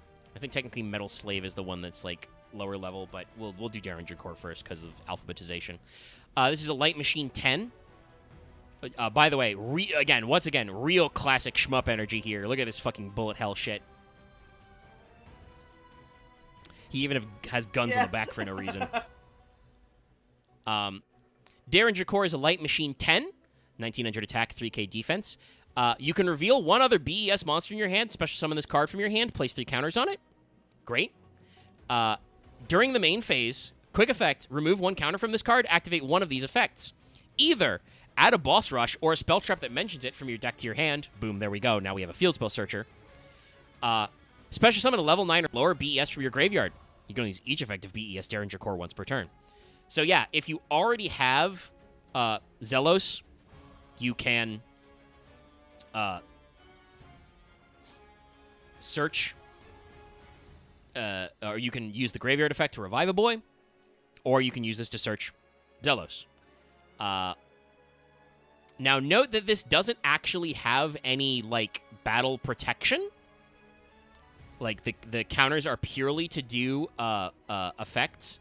They are quick effects, though, so this can let you summon guys back from your graveyard on your opponent's turn to do interesting things.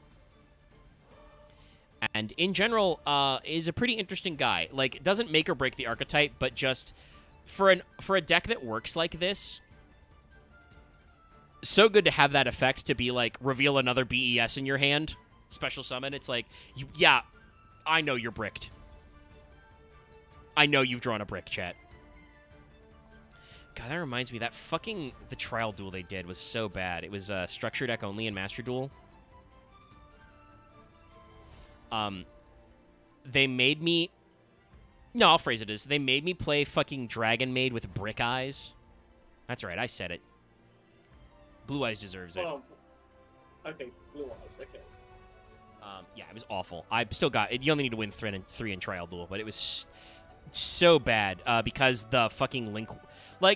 you could actually play Dragon Maid Blue Eyes if the Link one was in it, because the Link one is so stupidly generic. Just level 4 or lower spellcaster or dragon. But it was a structure. It's not a structure deck card, so it's not. So it sucks. And I was wrong, actually. We do Derringer first, because this is Super BES Metal Slave. Look at this fucking guy. Look how many fucking barriers and cores he has. He's huge.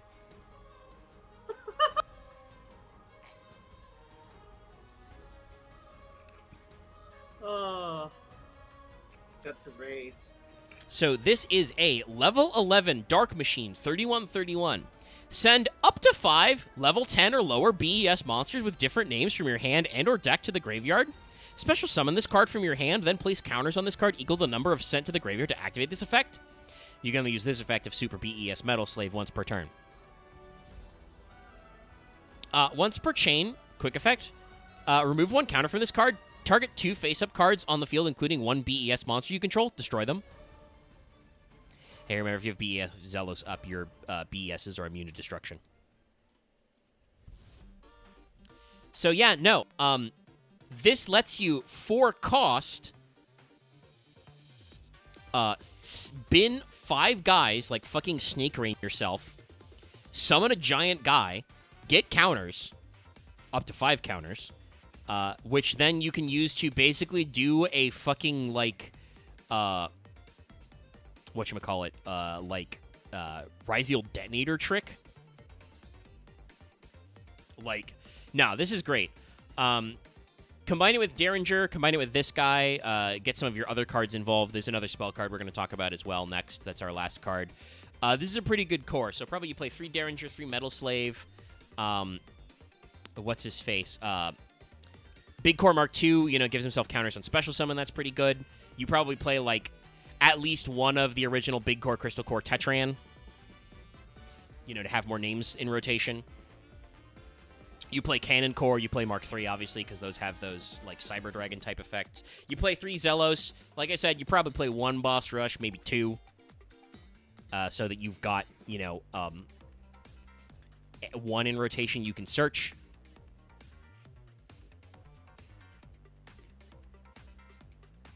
Oops. Was that save? Or copy? Yeah, it was save. I thought it was right. Hold on. Our final card, though, will be Boss on Parade. Okay. Yeah. I'm assuming, like, Boss Parade or Boss on Parade is, like, probably a more Japanese-sounding term. But they may have just made it up because they couldn't say Boss Rush 2. They probably should have called it Boss Rush 2. But there's a big wormhole, and Covered Core and Big Core Mark II are coming out. So this is another continuous spell card. This says, when this card is activated, add a BES from your deck to your hand.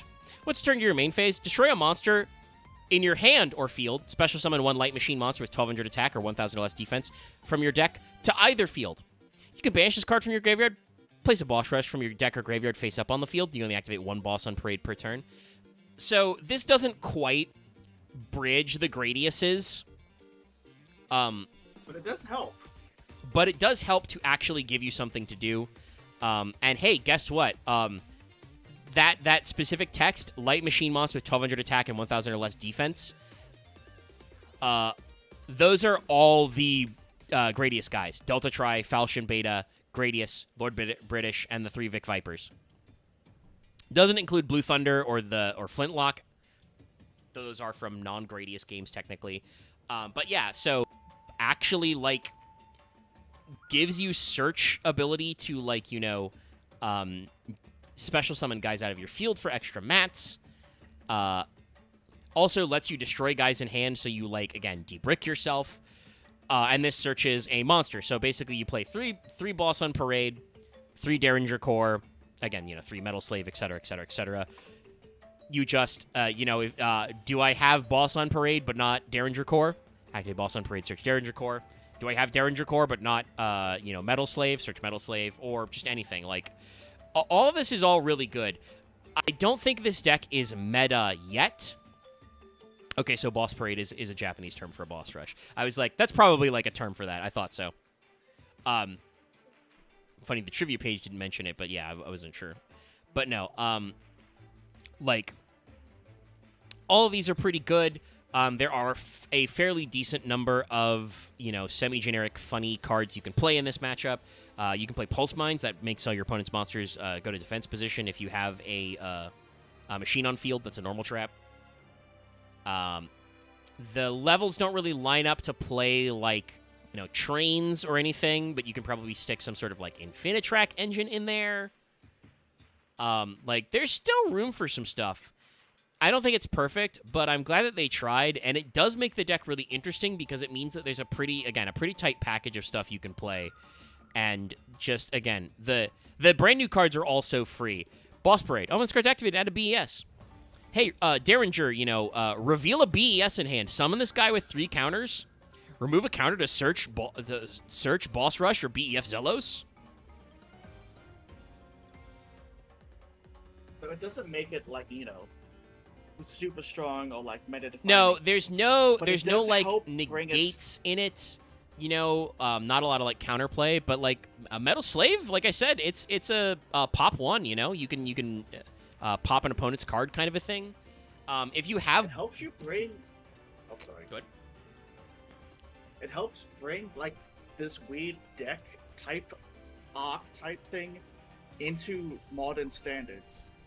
And that's the funny thing, right? Like I said, actually, the fucking old-ass jank BESs from, like, 05, 06, you probably still play those, Like, that's always really fun when legacy support means that not only do you play the new versions of the card, but also you go, oh, well, we can still play normal Big Core and, like, Tetran in here and shit, Like, because those are names you can bin. So, like, you want a few of them in your deck. Funnily Okay. Funnily enough, like that extra text of saying, hey, summon one of these cards to either your field or your opponent's field is actually really nice. Like, yeah, I've got this big core. Have a Gradius. Yeah, and also that means that on turn 1 you can play those cards that are like, if your opponent controls more monsters than you can normal or special summon this guy. Like, it gives you something to do, and they're pretty small, so, like, even if you're going second, you can give them a little guy to, like, run over. It's an oddball one. Again, I'm not really sure, like, what the ideal is. Probably Jade Knight, because then if you destroy it, you get a search, because it goes to your graveyard, maybe? I don't know. I'd have to tinker with it, but, like, it really starts to bring these decks together to let you do interesting things, and it doesn't, like, completely invalidate the old cards. Again, like I said, if you need to, you can still play the original Gradius as, like, an unexpected die target. It's a normal monster that's level 4 or lower. And you probably aren't playing Option or, like, those kinds of things because they're bad. But, like, there's room for stuff in here to work, and I like it. Again, it's probably not a meta threat because just it doesn't do enough stuff to make it matter. Like, there's not enough of the same levels to make it really good for, like, Xyz play.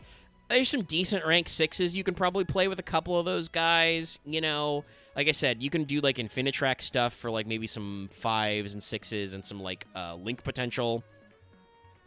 What's-his-face? Anger Knuckle is, like, a generic machine Link, too.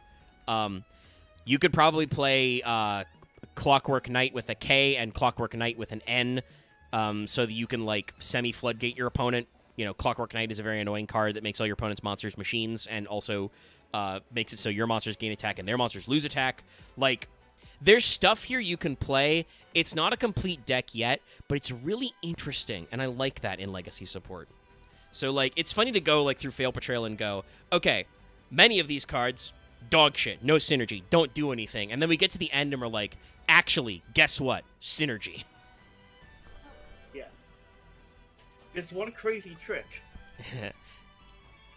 Gradius is, hey, this one trick. I believe Gradius is the name of the planet, so.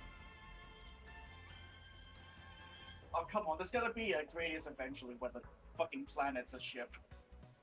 probably. if they haven't done that yet.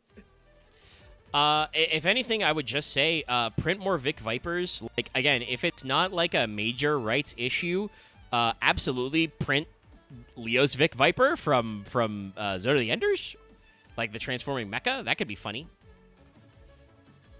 Give you an excuse to have it be called Vic Viper, but, you know, let you do something weird. But yeah, fun times. Oh yeah, no. Chat saying if you summon a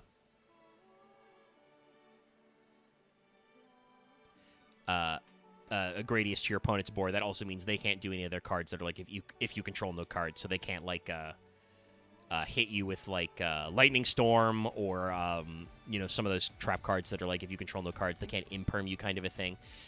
So yeah, no, like there's decent protection built into this. You know, you run it with some hand traps, probably, whatever the flavor du jour is. So, like, it's decent. We'll keep track of it.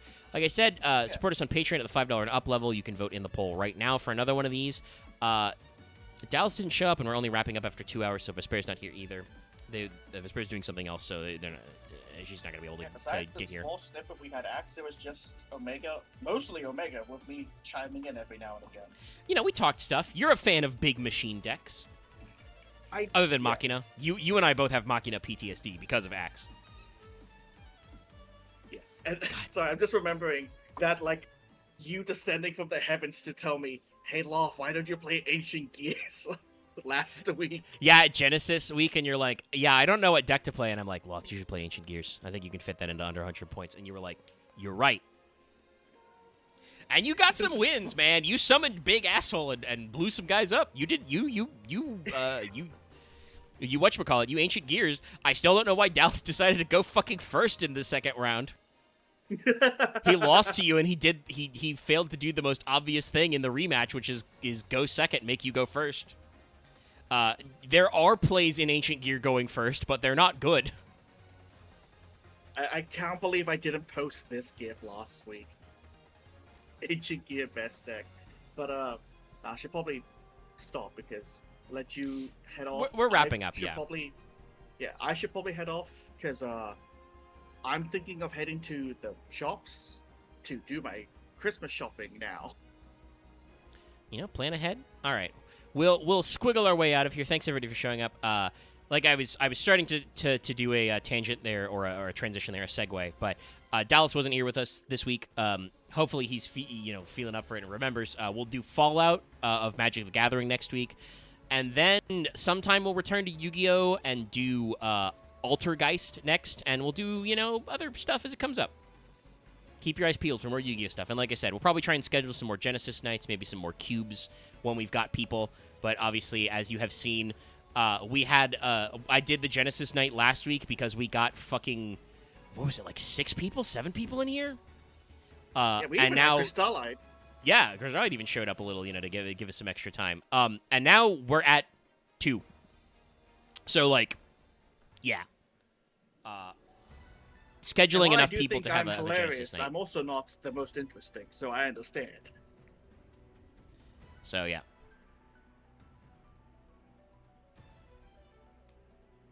So we'll talk to you guys next week, and tune in tomorrow for an actual Final Fantasy XIV stream, where, like I said, we'll probably be doing some more Moogle Tome stuff and probably powering through PvP because it's getting close to the end of the season, and I do want that Glamour set. I've got 5 levels to go. I know some more of the boys have some more to go, so that's probably where I'm headed next. I will talk to you guys later, chat. Thanks for everybody tuning in. Goodbye. Goodbye.